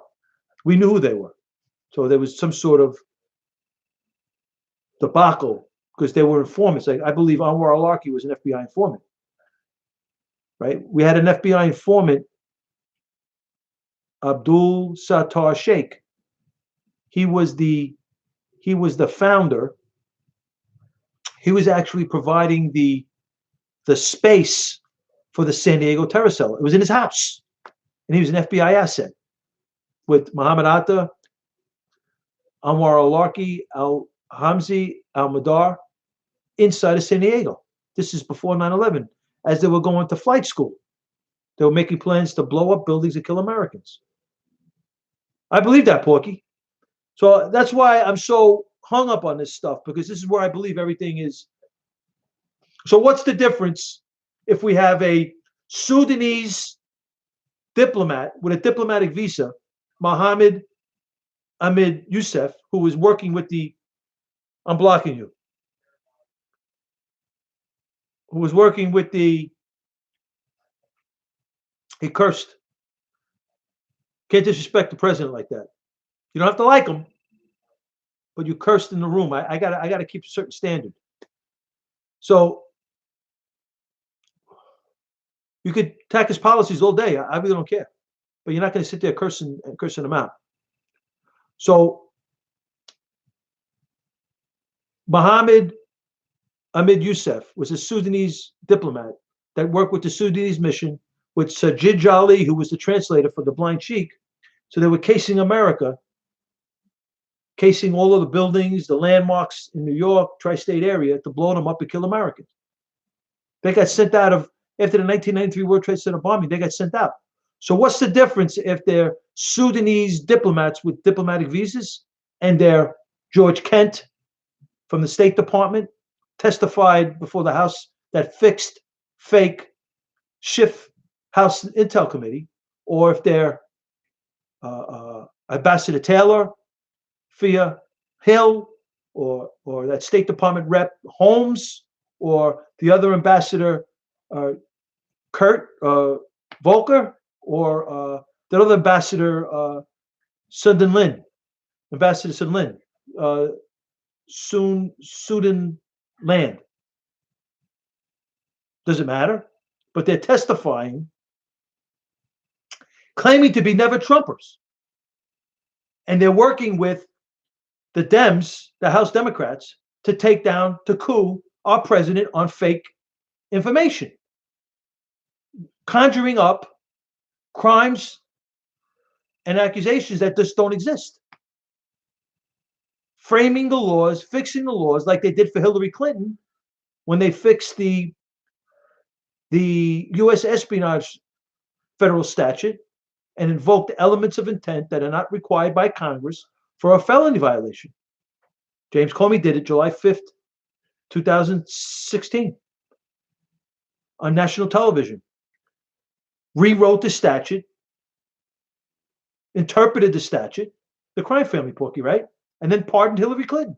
He was the president, United States senator, and Supreme Court justice, all wrapped up into one.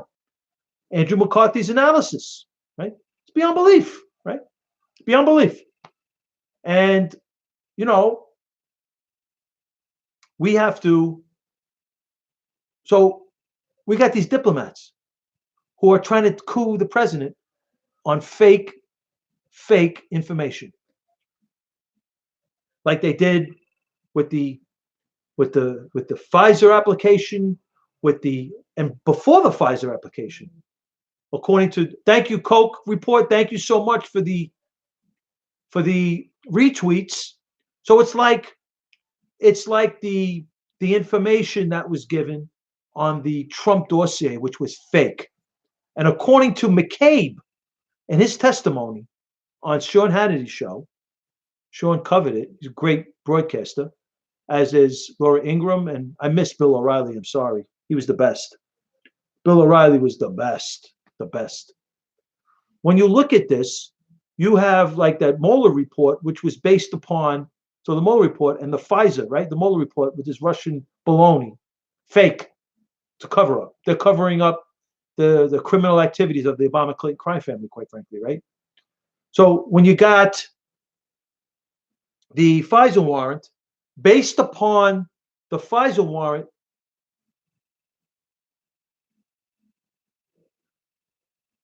absolutely beats JP. Thank you so much for the great President Donald John Trump. Thank you so much for the shout out. So when you got the Pfizer warrant, which was garnered by a fake Trump dossier, there isn't much more we need to know.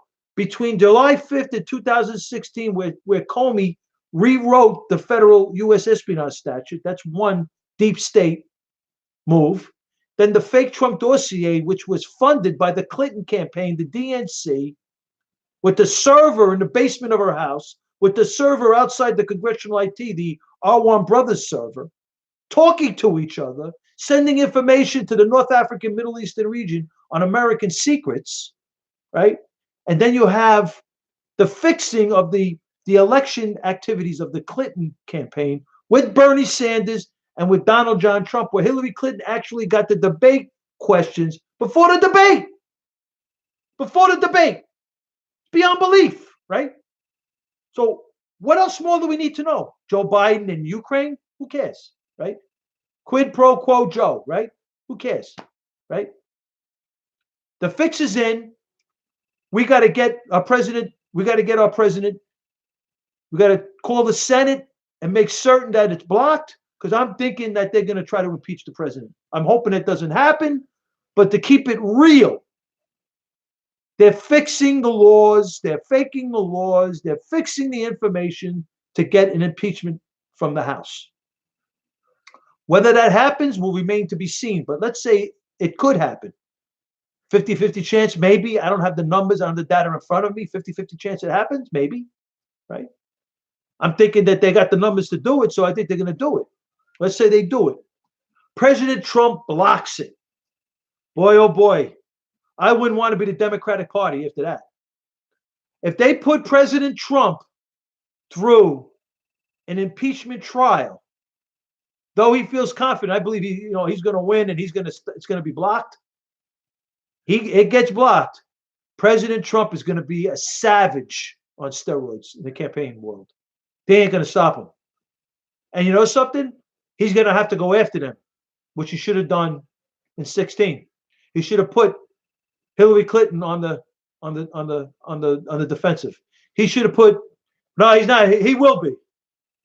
If he beats, believe me, he's on Savage. He'd be Savage 2.0. If they put him through an impeachment trial, if they impeach him out of the House, he's gonna be Savage 2.0. Well, that's your problem, Veronica. That's your problem. What evidence? I'm not an attorney at law, but tell me, what evidence? Hearsay, assumptions. I assumed, right? JP, I assumed. Hearsay. One cat, yo, one cat, what's his name? That's different, bro. That's a court of law, right? That's in a court of law, right? Hearsay, assumptions. And one cat, what's his name? The former State Department guy, Holmes, said he heard it. The guy had the phone. He heard the conversation. He had the phone. It's crazy. He had the phone. Oh, it's on tape. Well, okay, you're right. Sure. Okay, Veronica. I guess you know. What? What was on tape? To get Joe Biden? There you go, JP, right? What was he on tape? To get Joe Biden? He's on tape. What? To stamp out corruption? Yeah. He should have. Yeah. President Trump, I'm telling you. 21. This is what's going to happen. They might impeach him out of the House, right? They might. They got the numbers, the Democrats, right? On fake information. It goes to the Senate. It gets blocked. Guess what? President Trump's on the ballot. Guess what? Now you got a Savage on steroids. You got Trump Savage 2.0 on steroids. Guess what? Trump gets reelected, maybe like 16 or maybe like a landslide. It ain't going to happen, Cortez. Cortez ain't getting it. He may not even get the nomination, Veronica. This is the last hurrah for the Democratic Party. President Trump wins in 2020. He's putting the Democratic Party back at least 10 years. And they know this. They know this. They're fighting. This is this is probably the most, you hear this every election cycle. This is probably the most important election in this country's history. Because this is either you want socialism, you want a bankrupt country, or a president that's taking us out of a trending bankrupt country to a country of prosperity, which President Trump has done in such a short period of time. You're right, Campbell. 21, you're wrong. You're wrong. You misinformation. You're reading too much of Schiff's reports. You know what you're doing? You know what you're doing, 21? You're doing what all the Democrats did in 16. Underestimating our great president, Donald John Trump's prowess in the political arena. Do not underestimate Donald John Trump's political prowess. Donald Trump's political prowess in the arena is unprecedented. I think he's better on the bully pulpit than Barack Hussein Obama, who I wasn't a, who I was not, who I was not a fan of. Well, the Obama Clinton crime family Campbell basically. Barack Hussein Obama, very charismatic. I just didn't agree with his policies.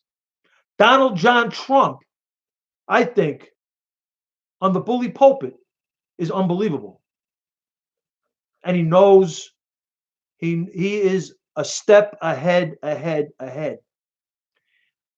You know, where he gets it from, I have no idea, right? He's only doing this 3 years. 3 years. 3 years. Donald Trump is only doing this 3 years, right? It's not happening, Campbell. Once he wins, he's going to take the House back. And he won't have the Paul Ryans. Mitt Romney's going to be muted. Mitt Romney's going to run for the hills, that other rat, right? With the Jeff Flakes and the Justin Amashas, the rhinos in the Republican Party. Donald John Trump is going to finish. And you know something? I don't know if it's true or not, because I saw this online. They're claiming, there are some published reports, I don't know how true it is, because I'm not a constitutional scholar.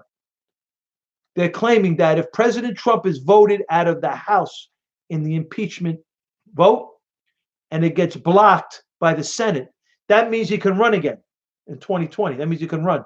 They claim that there are some legal scholars that claim that that means his 4 years will be wiped out.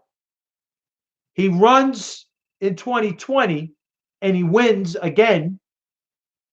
And that means, ladies and gentlemen, according to some legal scholars, President Trump can run again. Boy, oh boy, I could see our great president, JP, Donald John Trump. I could see Donald John Trump sticking it to them again. If they put him through, I'm telling you, if they put him to an impeachment vote and they vote him out of the House, those stealth jihad radicalism is Democrats and the stealth jihad radicalism is Republicans. Rhinos. I mean the rhinos, you know, like the Mitt Romneys and the Jeff Flakes of the like, of the ilk. Jeff Sessions of the ilk. Right? President Trump gets on the ballot, he wins in 2020. Why is he going to win? Well, many reasons. You want to break it down to brass tactics? He's ahead of the game.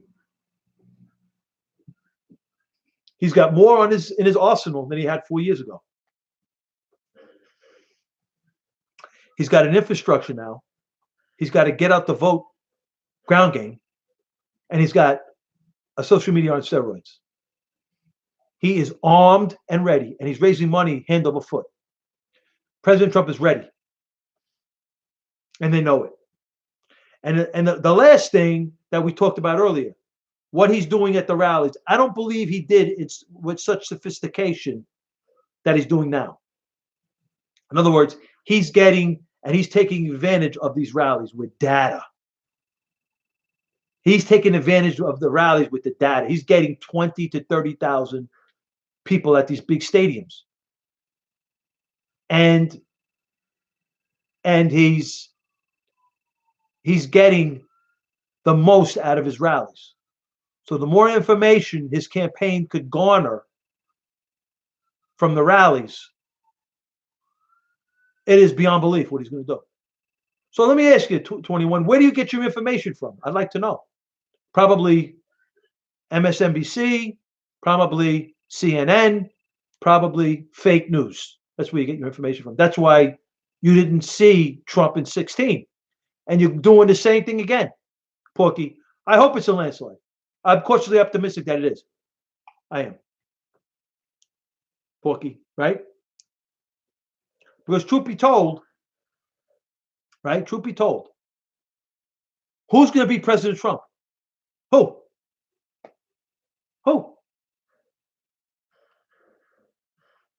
Campbell. Absolutely, Porky. Who? JP. Who? Right? Who? Elizabeth Warren. She got no credibility. Who? Kamala Harris. She's got no credibility. Who? Cory Booker. Who? Uh, Joe Biden. Don't have the fire in the belly. Who? Absolutely, JP. Who? Who's going to beat President Trump? The only guy that's going to be, I think the guy that's going to be in the mix. Absolutely, JP. The only guy that's going to be in the mix, I think, is going to be Sanders. He's going to pigeonhole this thing. He starts off with 20, 25. That's going to keep that. He's in the game, and this game is staying power. Right? It's a long process. That's crazy, Porky. Wow, that's crazy, Cave. That's crazy, Dave. That's crazy. That's crazy. Caveman, that's crazy. Because when you look at this thing, Bernie Sanders is the only guy I think that, I mean, he'll have some. You see, the thing about it is how loyal are the voters, right? Because what I mean by pigeonhole, absolutely, Johnny Ants.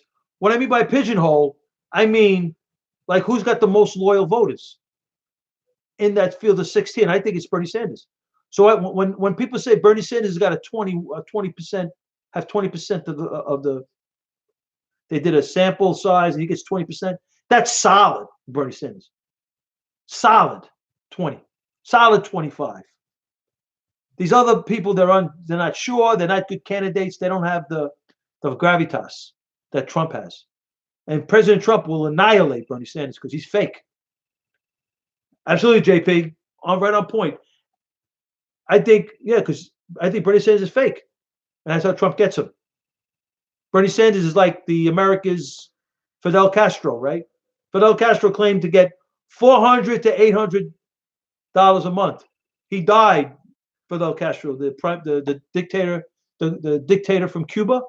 He died with $21 million in the bank and 5 to 6 to 7, 3 to 6 vacation homes, summer homes. So he lived like a billionaire, living off the political backbone of his people, right? Typical socialist, and that's Bernie Sanders. 3 to 4 vacation homes. He probably has a beautiful house in Vermont, and he's going to be tough in New Hampshire. Bernie Sanders. He'll hold his own in Iowa, and New Hampshire is when he's going to start. And he's going to be tough in New Hampshire. Bernie Sanders. I heard that, Coke. That's interesting. So Hillary Clinton's going to take the VP spot for Bloomberg. Let's say that happens. So what? So she's going to get him the nomination, right? I don't think Bloomberg's getting the nomination. Bloomberg is coming into the game late. Johnny Hance. Bloomberg's coming to this game late. This game is a marathon. You got to get in there early, and you got to have a good start. It's key. That's why Bernie Sanders got the edge. He's done this already, right? He's got a following already. So he's going to start with a solid 20 Iowa, right? Who knows from Iowa, right? But he has loyal supporters, loyal to him. He does. Not like Trump, not even close, but he does, right? I think it'll be Bernie. I think President Trump's going to have him for breakfast, lunch, and dinner because I don't think he likes him. I think President Trump thinks that. What up, Porky? I think the left thinks that. I think President Trump thinks that Bernie Sanders is a fraud. That's what I think. President Trump. There you go, right? And Bloomberg don't have the fire in the belly. He don't have it. He don't have it. I think I wouldn't be surprised if Bloomberg runs as an independent to try to take votes from Trump in the. I wouldn't be surprised. And then President Trump will just pigeonhole the thing. Let's say they go independent, which is a possibility. I wonder. I don't know how that. Yeah, I agree with you, Coke. What would be interesting is if Bloomberg goes independent. I don't know. I don't know what the time frame is. I don't know what you have to do as far as filings to go independent for a presidential. I don't know if it's too late. I have no idea. But let's say hypothetically it isn't, and let's say you're right, Porky. You don't have to fire in the belly. But let's say maybe he's trying to, so he'll run independent and try to get some of Trump's. Trump will still beat. President Trump will still win because he'll just pigeonhole this thing. He's got too much going. President Trump's got too much arsenal, and he didn't have it in 16. What he has today. He's got more information. He's got more data today, just from those rallies. It's crazy what he has. He's like a kid in a candy store right now that's sitting on a re-election. That if they vote him, I would love to see it. Honestly, I would love to see it. I would love to see President Trump be able to run a third term because I think that's what's going to happen. Because I got a feeling that they're going to probably try to vote him out of the House. So according to some legal scholars, I'm not saying this is incontrovertible truth, but I saw some arguments from some legal scholars that claims that if President Trump gets voted out, in an impeachment out of the House, and the Senate blocks him, enables him to run in 2020, that he can his first 4 years will be negated. He wins 2020, he could run again. That would be amazing. Amazing. Caveman. I hope so. Frankie the Pug, I hope so. I hope you're right. It'll be great. Caveman. It would be great that President Trump. I don't want a civil war. Absolutely not. Good for you, JP. Good for you. They're all on opioids. You're probably right. Well, I'm on opioids. I'm on opioids, whatever you want to call it. I don't do drugs. Oh, who are you talking about, 21? What up there? What's up there? Is that really him? What's up, my brother? So basically, what does that mean? Please, caveman, you're killing me. Now you're going to get anti-Semitic? I'm pro-Israel, bro. Gotcha, 21. I'm hoping there won't be a civil war. You forgot the up. Yup. Did I say it right? Okay, my brother. 21. Why? What's he doing? He's harassing? Is he cursing? 21. They want me to kick you out. What are you doing? Oh, you're pro-Palestine. Oh, you're a stuffed jihad radical. So let me ask you, you're pro-Palestine? Let me ask you. I got one question for you, 21. Okay. I got a question for you, 21. Is Hamas, are they freedom fighters or a terrorist group? What's your answer? You're right, Frankie the Pug. There you go. Freedom fighters. There it is. Freedom fighters. So he sympathizes. If you say Hamas, the Palestinian branch of Muslim Brotherhood, are freedom fighters, then you're sympathizing with the terrorists. The stealth jihad radicalism is terrorists. So you're for terrorism. That's what you're for. I don't want to hear this thing about occupation and no, Israeli occupation. No, it's Iranian occupation, if you really want to be honest. It's Iranian occupation on the Iran. Iran is, oh my God. And then you got the Gaza Strip. Come on, man. 21. The Jewish Israel are not terrorists. They're defending. You see, the thing about it, 21, which you fail to recognize, Israel's right to exist. Once you support Muhammad Abbas, bro. You support Muhammad Abbas. That's Abu Mazen. He killed 11 to 12 Israelis in Munich, Germany, in the Munich Olympics in 72. And he's the runner. He was the treasurer of the PLO. No. Israel has a right to exist. The Jewish state has a right to exist, 21. You're wrong. Once, once, once the Islamists, was apparently you are, recognizes the Jewish state, Israel, is right to exist, then we could negotiate this thing. But because you sympathize with Hamas, you sympathize with terrorists that have killed Americans, quite frankly, Hamas, Hezbollah, the Quds Force, right? You got Muslim Brotherhood, Muslim Al Qaeda, militant branch of Muslim Brotherhood. When you got these radical Islamists doing this, let me ask you a question. I'm American. I love my country, and I like other countries too. I'm not gonna lie. My family's from Italia, right? I love America. I like Italy. I really like España. I like Spain. And I like another country I really like is Argentina, right? This is what I like. But I like other countries too that I would love to visit, like Turkey. I can't visit Turkey because they see an American passport and the Islamists will have a problem over there. I can't go to Israel because of the radicalism. Who did this? Who did this? Who did this? Here's a question for you, 21. Who did this? Who did this? This was done by Hezbollah in Beirut and Iran in Beirut.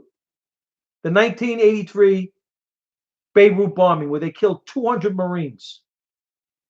This is what they did, right? Here. This happened. Who did this? Who did this? This is done by, according to FBI Freeze investigation, 250 agents, 5-year investigation was done by Iran and Hezbollah from the Iranian embassy, the Iranian command center inside Damascus, by Brigadier General Sharifi. He orchestrated and implemented this terror attack in Bahrain, Saudi Arabia in 1996. Do you know that John Brennan was stationed in 1996 in Riyadh? And he goes before the oversight committees, claiming the former CIA director, the former national security advisor under the Obama Clinton crime family, claiming that Hezbollah are moderates.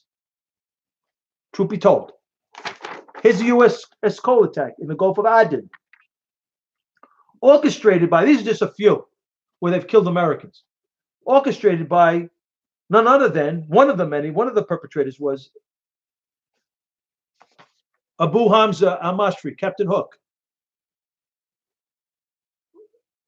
We destroyed Iraq. Let me ask you a question. Where are you from? You ever hear of the Iran-Iraq War? You ever hear of the Iran-Iraq War, son? You gotta do over some history. You ever hear of the Iran-Iraq War? Okay, good. Go back and figure it out. Millions of Muslims killing Muslims. Millions. Iran-Iraq War, 80 to 89, 80 to 89, 80 to 88. Do you do studies? Are you serious? Two generals running that war, right? There you go. Two generals running that war. Saddam Hussein. Saddam, who's got America to destroy? Oh, yeah, America destroyed Libya, right? You mean the Obama Clinton crime family? They armed Al Qaeda. You're right, 21. Al Qaeda. The Obama Clinton crime family armed Al Qaeda 10 years after the horrific hit on the World Trade Center with money, weapons, and training. You're right. And America destroyed Iran. Yeah, right. Sure. Right. After Iran had 50 American hostages, we held 400 million and didn't give them the jet fighter pilots. Obama took over, that stuffed jihad radical Islamist that he is, and Hillary Rodham Clinton, and gave everything back to Iran with money. And the Clinton Foundation got bumped up with hundreds of millions of dollars in cash. Okay, 21, you got to get your facts straight, son. Where you from? 21? You're probably from either Syria, Yemen, Iraq, maybe Turkey. England. Oh, that's in Londonstan. That's where the Islamists are, taking over England. Duncan, putting people in cages. Maya Khan, that other rat. Putting people in cages. Yeah. Dunk them. Here. Here's your Islam, bro. Here's your Islam. An Arabic prayer. Here's your Islam. An Arabic prayer for women to speak little, be obedient, and never think. This is an Arabic prayer. He puts it.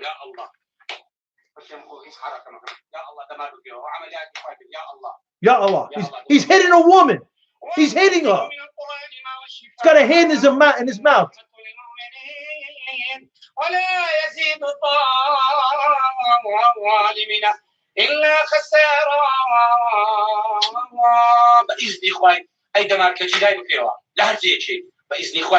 He put his hand in a woman's mouth so she can't speak. She's not supposed to think, and he hits her. He hits her. Yeah. That's your religion, 21. That's your religion, 21. I support the Jewish state. I'm a Christian man. I'm a man of Christ. I'm a man of the Rosary. I support the Jewish state of Israel all the way. I don't know. I'm not I'm an amateur scientist. I would love to be a full-fledged scientist. I'm taking a class this semester. I'm all excited about it. As far as global warming, I mean, you know what we should do with global warming, quite frankly? We should get 2 scientists from MIT. We should get 2 scientists from MIT. One that's pro and one that's against. And let the truth be told. Let them debate it out and let's see. Right, Slappy? I'm an amateur scientist. I am. I'm honest. I don't put myself off one way or another way. I'm studying physics. I'm trying to up the game. Quantum physics. I'm taking an intro to quantum physics class this semester. I'm all excited. Well, I don't know. I mean, we haven't. How do you know? I mean, are you a scientist in global? Have you studied global warming from a scientific level? From a subatomic level? I mean, I don't know. From a macroscopic level? From a microscopic level? I mean, I don't know.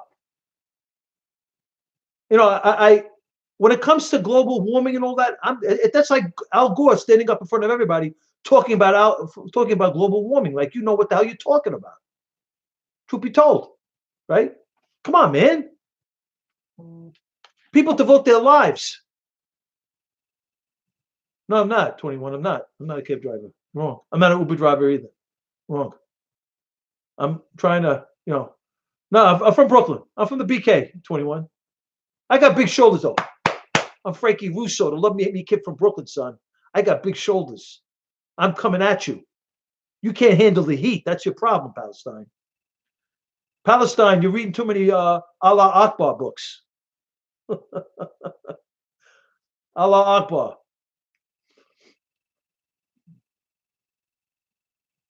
Right? Calculator, right? So there are people that study this thing, right? So let's see. Let's hear from a scientist that says it's true. Okay, and let's get 2 MIT scientists. 69. Let's get one that are pro global warming and one that's against. Because I'm getting some scientists that claim that it's real, and I'm saying some scientists claim that we're actually entering into a ice age and not a global warming age. So I don't know who, I don't know who that we, yo, Blues, you're on the fence right now. Don't be disrespectful. You could disagree. You don't have to be disrespectful. It's okay. You have to be a Trump guy. It's okay. We're Americans, or not Americans. But in this room, you can like what you like. It's America. I'm Christian, Slappy. Yeah, I am Slappy. Whatever your name is, you don't even know who you are. But you're very strong, opinionated, but you don't have you have no names.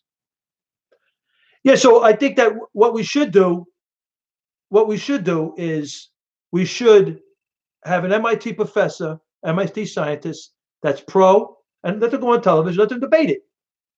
And this way now, we're getting real holy deal information as people. We can say, well, we could look at it and say, and that's it. Hey, bro, Slappy, okay? I'm a man of Christ. Don't be disrespecting Jesus, all right? Not in my room. I'm going to throw you out, all right? Mary and Jesus, don't disrespect. You don't have to agree. You don't have to like the religion. You don't have to. I don't care. But you're not going to come into my room, Slappy, and disrespect. Occupiers. Who's the occupiers? Come on, man. Come on, man. Who's the occupiers? I disrespect reality. Show me where I've disrespected reality, Slappy. You make no sense. I'm on here 2 hours now. This is crazy. It's 10, what is it, 11:30?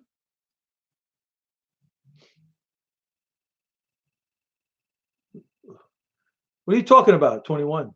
What are you talking about now? I don't know what you're talking about. I'm a man of Christ. I believe in Jesus. I believe in Mother Mary.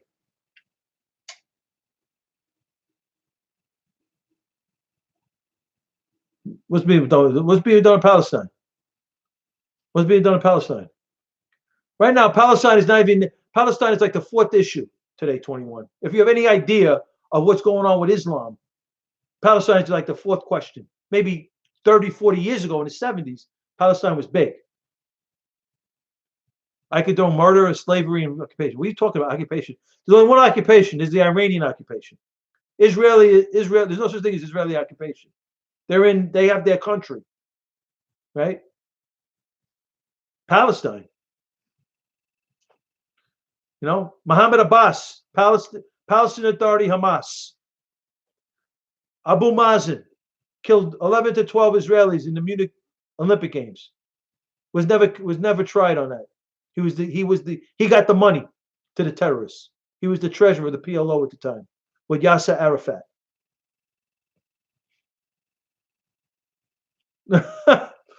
Okay, 21. You're out to lunch. You're ridiculous. Well, our conversations are going to get minimal. You can say what you want. Just don't be disrespectful, Slappy. You can have your opinions. 21 thinks Hamas are freedom fighters. So that's a lie. Hamas is the Palestinian branch of Muslim Brotherhood. They've dropped between 5,000 in the last 8 years or so. They've dropped between 5 to 10,000 rockets on Israel. They've dropped it on civilian areas in Israel. They're a disgrace. As they were in, and they're in America, they run the CAIR, the Council of American Islamic Relations in America. You know about that, 21, right? You're probably a member of Hamas, the Palestinian branch of Muslim Brotherhood. What do you think about Muslim Brotherhood? Are they a foreign terrorist organization, 21? Oh, really? The British would say that the Tea Party, we're terrorists, so the Tea Party are terrorists. Okay. I don't know about all that. I think that's really, really, really over the top, 21. You really make no sense, 21. Make no sense. Exactly. Oh, so you believe. So what are you answering to? Right. So you believe Hamas. So do you believe Muslim Brotherhood is a foreign terrorist organization? Yes or no? You probably, because you believe that Hamas are freedom fighters. Right, Porky? He's ridiculous. He makes no sense. He's from England. He supports Mayor Khan, the ISIS mayor. He supports Abu Hamza al-Masri, Captain Hook, Al-Qaeda in the UK. He supports the Boston Tea Party. That's our American Revolution. That's part of the American revolutionary moments. The Boston Tea Party was part of our revolt against Britain. What does that have to do with terrorist activities? We are fighting for our independence from England. So what are you talking about, 21? We established a cohesive government here for over 200 years. I don't know what you're talking about. You got the likes of Osama bin Laden at the time, not anymore, I guess. I don't know if he's alive or not. Who knows? I guess he is somewhat, whatever. Because I question, I don't know. I question the reporting on Osama bin Laden. I don't know what the hell's going on. And then you got, Abu Yahya Libby, who was a MI5, MI6 informant with the English intelligence. Then you got um, what's his name? Abu Hamza al-Masri. You know who that is, right? 21. Al-Qaeda in the UK. Then you got the Manchester bombing, which was the Libyan Islamic Fighting Group terror cell inside of Manchester. In the 90s, the Libyans, right? Libyan migrants, better, migrated to Manchester. And then they went in about 2010, 2011, they went to Libya, I think in February of 11. A lot of them went to Libya to fight the ouster of Gaddafi. Then they came back because they were working with Hezbollah. They came back and started blowing buildings up in Manchester. Your people, 21. Your people. The Libyan Islamic Fighting Group. So let me ask you a question. Here's another question for you. So far you believe that Muslim Brotherhood are a foreign terrorist organization or is not a foreign terrorist organization? Do you believe Muslim Brotherhood? It doesn't matter whether you're an Arab or not, right? Doesn't matter. Do you believe Muslim Brotherhood are a foreign terrorist organization or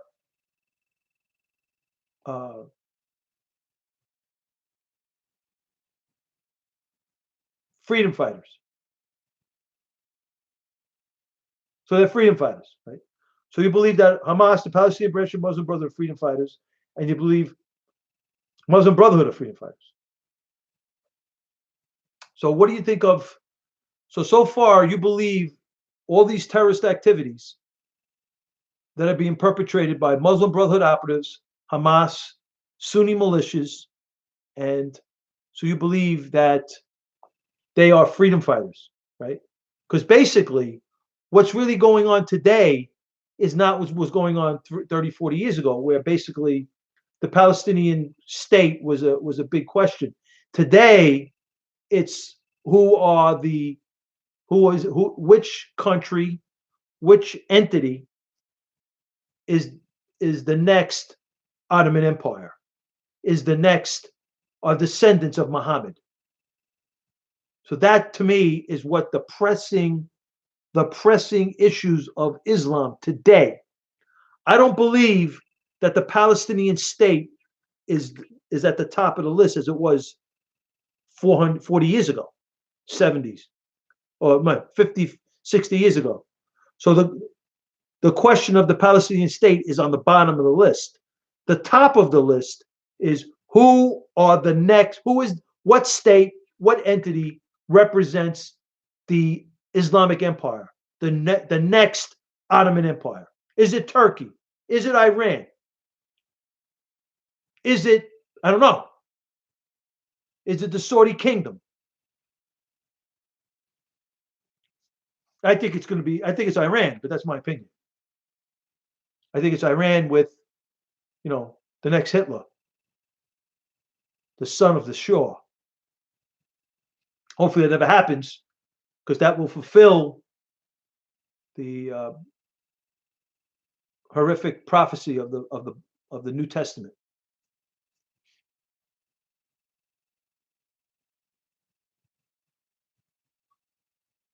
I don't know what you're talking about, 21. Now you're getting into race. I don't talk race. I don't look at, my prism is not race. It's not. I don't look at race that way. What time is it? It's almost 2:10. We are freedom fighters. Well, I love my country. If you want to say that, fighting for America are freedom fighters, then I guess I am. I mean, I don't know. I love America, and I have the world of respect for the men and women of the United States Armed Forces. I have the world of respect for our great president, Donald John Trump. I love my country. I love America, and we fight for America. America first, absolutely. And yes, I have respect for other people. Yes, I have respect for other cultures. Yes, I have respect for other languages and other people coming here. I mean, my family came from Italia, came from Italy, right? Do I love Italy more than America? No way. I'm American. I love my country. Do I respect Italy? Absolutely. Do I love Italian culture, Italian women, Italian clothes, Italian everything? I do. But I love America. America first, always in my heart. Like I like Argentina, like I like Spain, like I like Italia.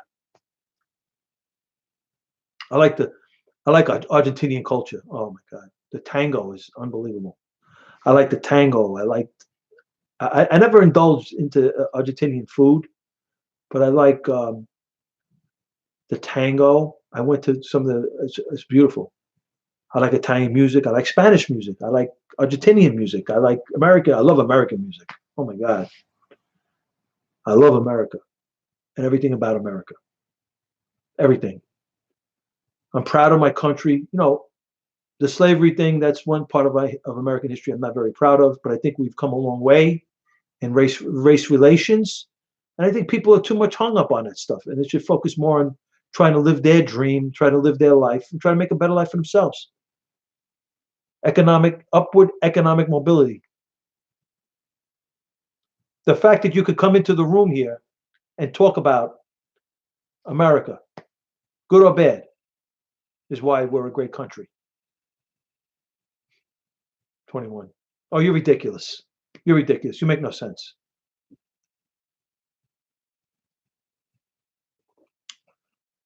You're ridiculous. You got the Islamists running in the streets, beating up women. You got the Islamists in England beating up women in the streets, raping women in the streets, having Sharia law courts, and you got to be you're actually for real. There you go, Porky.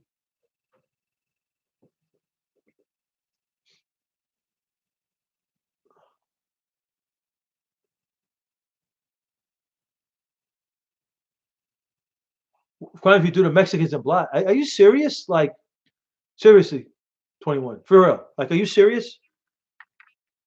Seriously, like really?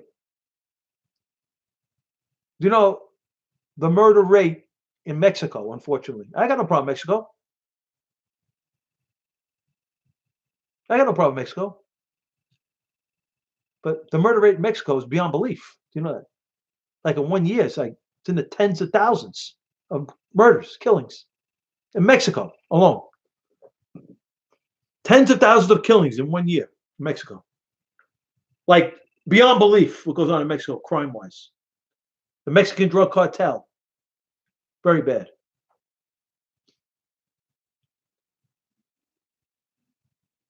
Right, Porky? Right?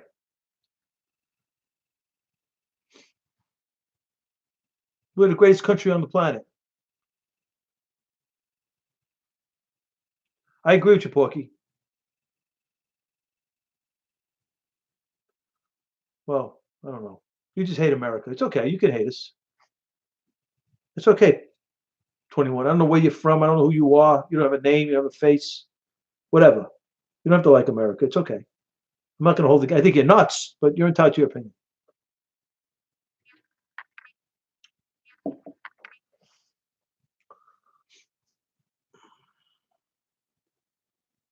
So I'm here late. It's almost 2:15. 2 hours and 15 minutes. Wow. Yeah, this is for you. This is for you, 21.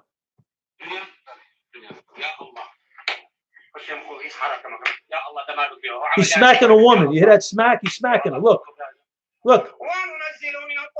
He puts his hand in her mouth. She can't speak nor think. Look at this. Arabic prayer. Muslim Arabic prayer. Look at this. He's smacking her.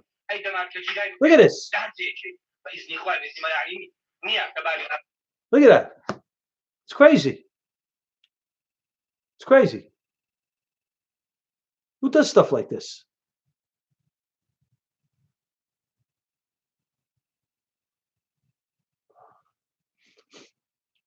You want to talk Yanks? Oh God. I blocked 21. He was getting ridiculous.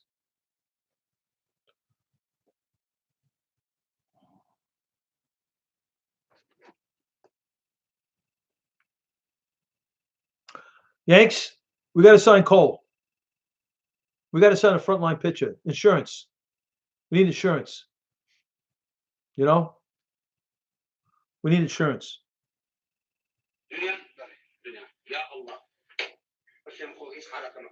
Look at this shit. Smacking her.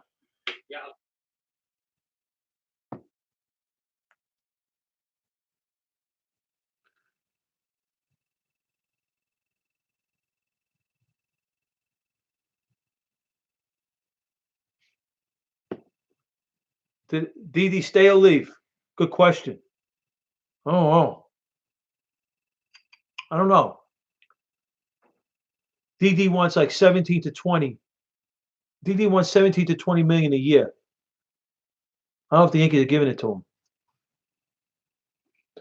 We need his. He's got a great left-handed bat. Are the Yankees going to make a trade for Lindau? I doubt it. Lindor. I doubt it. Right? Doubt it. He's a great player, DD. Have a blessed one, Johnny Ants. God bless you. Thank you for the visit. DD is a great player. Lindor is excellent.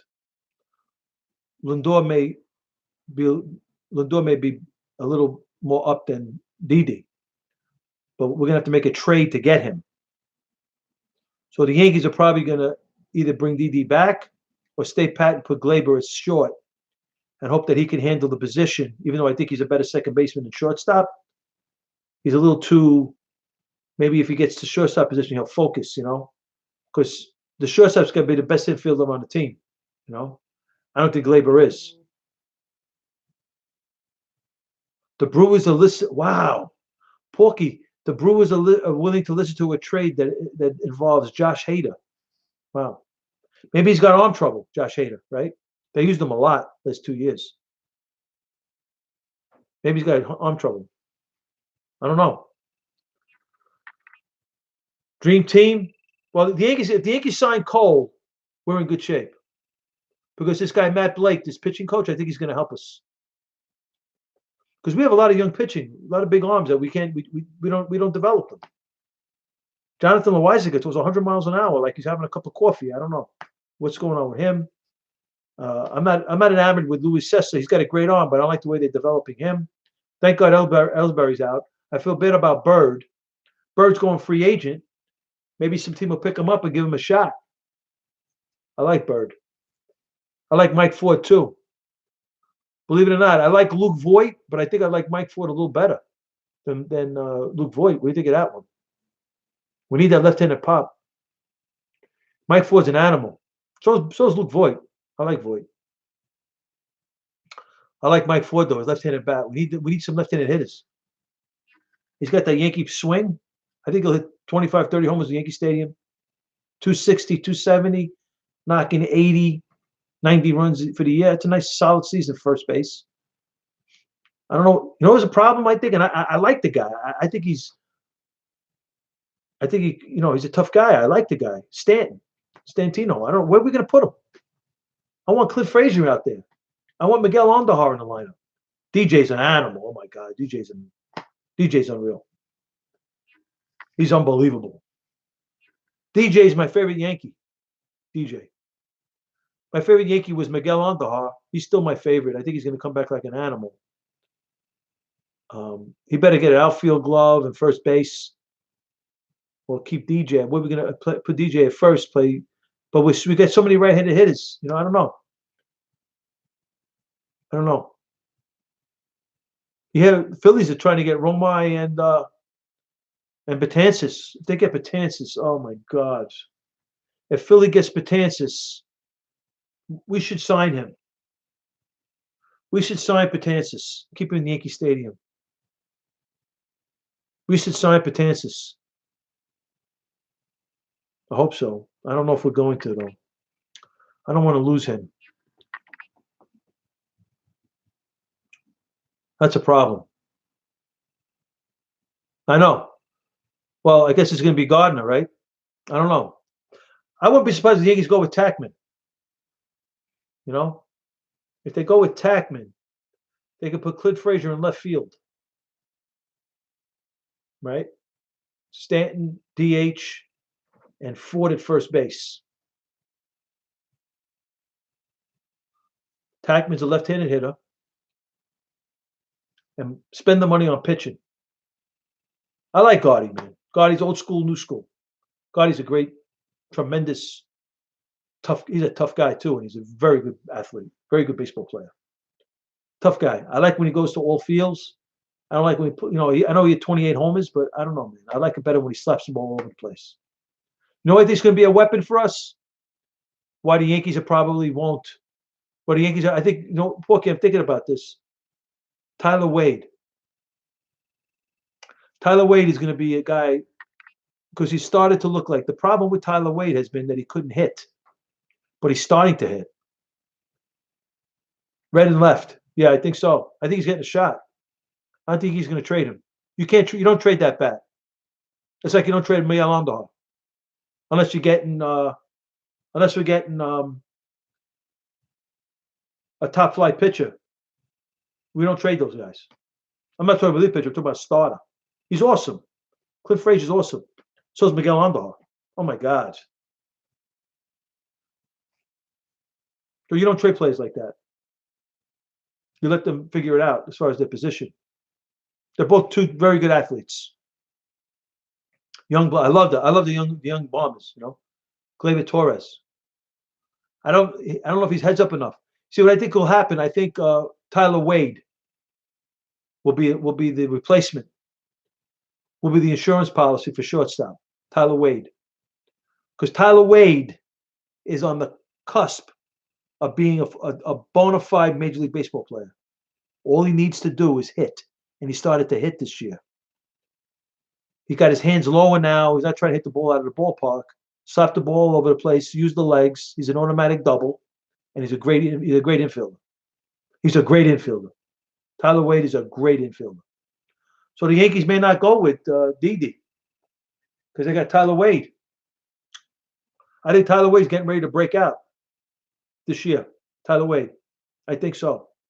Left-handed bat, slaps the ball all over the place, got great wheels, automatic double, and he's got a great glove, and he's got a good arm.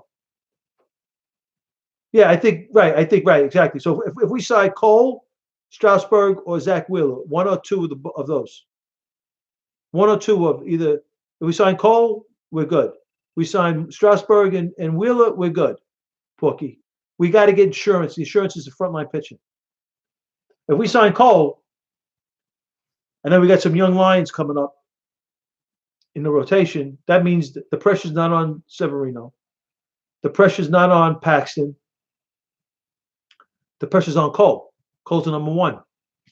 And it's going to make it gives us more length in the starting rotation. It gives us insurance. Cole, Sevy, Paxton, that's nasty, right? I think we got 2 years, 1 or 2 years left with Hap, who disappointed me this year. Domingo Germán, I don't know what's going to happen to him. Jonathan Loaisiga is going to be an interesting pitching project. Could he replace Betances? Maybe. Jonathan Loaisiga has got closer stuff. I think he may end up in a bullpen. He may replace Betances. Jonathan Loaisiga throws out 100 mile an hour with a nasty changeup deuce. We got more pitching than people think. And this guy Clarkie Smith, he's a right-hander. We got from the University of South Carolina. He had Tommy John. He went through the whole thing. The guys, they said I agree. Domingo Germán is a nice pitcher. I don't know what's going to happen to him. And he's got great secondary stuff. And he really, if he throws the fastball more, he's even better. I think, what's his name? John Loaisiga could be interesting. Maybe replace Betances. In addition, Clark Smith may be pitching for a spot in the rotation. I think he's in Double A or Triple. I think he's Double A. They say he pitches backwards, which seems to be the way that they're teaching the pitching today, which I really don't. I don't like it, but that's a great rotation right there, right? We won't have Betances. Great rotation, bro. That's a great rotation. We need the stud. Sign him. Give him the money. Let's get Cole. Let's get Cole. Or Strasburg. Zach Wheeler. I don't know. Zach Wheeler's got some stuff, but I don't know if he's ready to be the top dog, you know. If we get Zach Wheeler, I'd rather get Cole or Strasburg. You know? So I need to get out of here. It's almost 2:30. Almost two and a half hours on the air. Had a good time. You guys got me off into all this stuff. That guy 21 was getting to all this. I feel bad. Have a blessed one, Porky. I feel bad. You know, I try to be honest and real. And sometimes people don't agree. They don't have to agree, but they get like very disrespectful. And I had to block the guy because he was, it was ridiculous what he was saying. Absolutely, Porky. God bless you. But for the grace of God, hashtag Trump 2020 landslide. And, he's saying that the terrorists are freedom fighters. It's just totally misinformed. If you don't recognize Israel and Israel's right to exist, how could you negotiate anything? You're negotiating with terrorists. You're terrorists. If you believe Israel doesn't have a right to exist, you're a terrorist. And what Hamas does, the Palestinian branch of Muslim Brotherhood, what they do in the Gaza, what they do in other parts of the world over Israel, which I think is beyond Israel right now. I don't even think the Palestinian state is the top issue today anyway. Absolutely, Porky. You got to respect our president. Absolutely. You got to respect our president. Have a blessed one, you all. God bless the men and women. God bless you all in the room, Porky. God bless Frankie B, Danny, and Fish in YouTube Live. God bless you. Thank you for your visit. God bless the men and women of the United States Armed Forces. Thank you all for your service. Thank you. And thank you for providing me with the freedom that I love. What I love to do is broadcast. I thank you so much. God bless the greatest country on the planet, America. I love my country. I love America. God bless America. And God bless our great president, Donald John Trump. This is Frankie Russo. I don't know. I'm not going to be on tomorrow night because I may be. I'll see how I feel. Because I want to get this app. You got to go to my app, Frankie Russo, in the App Store. Download it. It's free. Because I'm updating it. And I'm going to have a live segment on there. So I'm going to start the broadcast from my app. This is Frankie Russo. God bless our great president, Donald John Trump. Hashtag Trump 2020 landslide. God bless you all. God bless the men and women of the United States Armed Forces. God bless America. And God bless our great president, Donald John Trump. This is Frankie Russo. I'll probably see you no later than Tuesday night, Porky. 9 o'clock Eastern Standard Time. I'm going to try to set the time right. 9 o'clock Eastern Standard Time. This is Frankie Russo, and I'll see you in the future. This is Frankie Russo, and I'll see you in the future.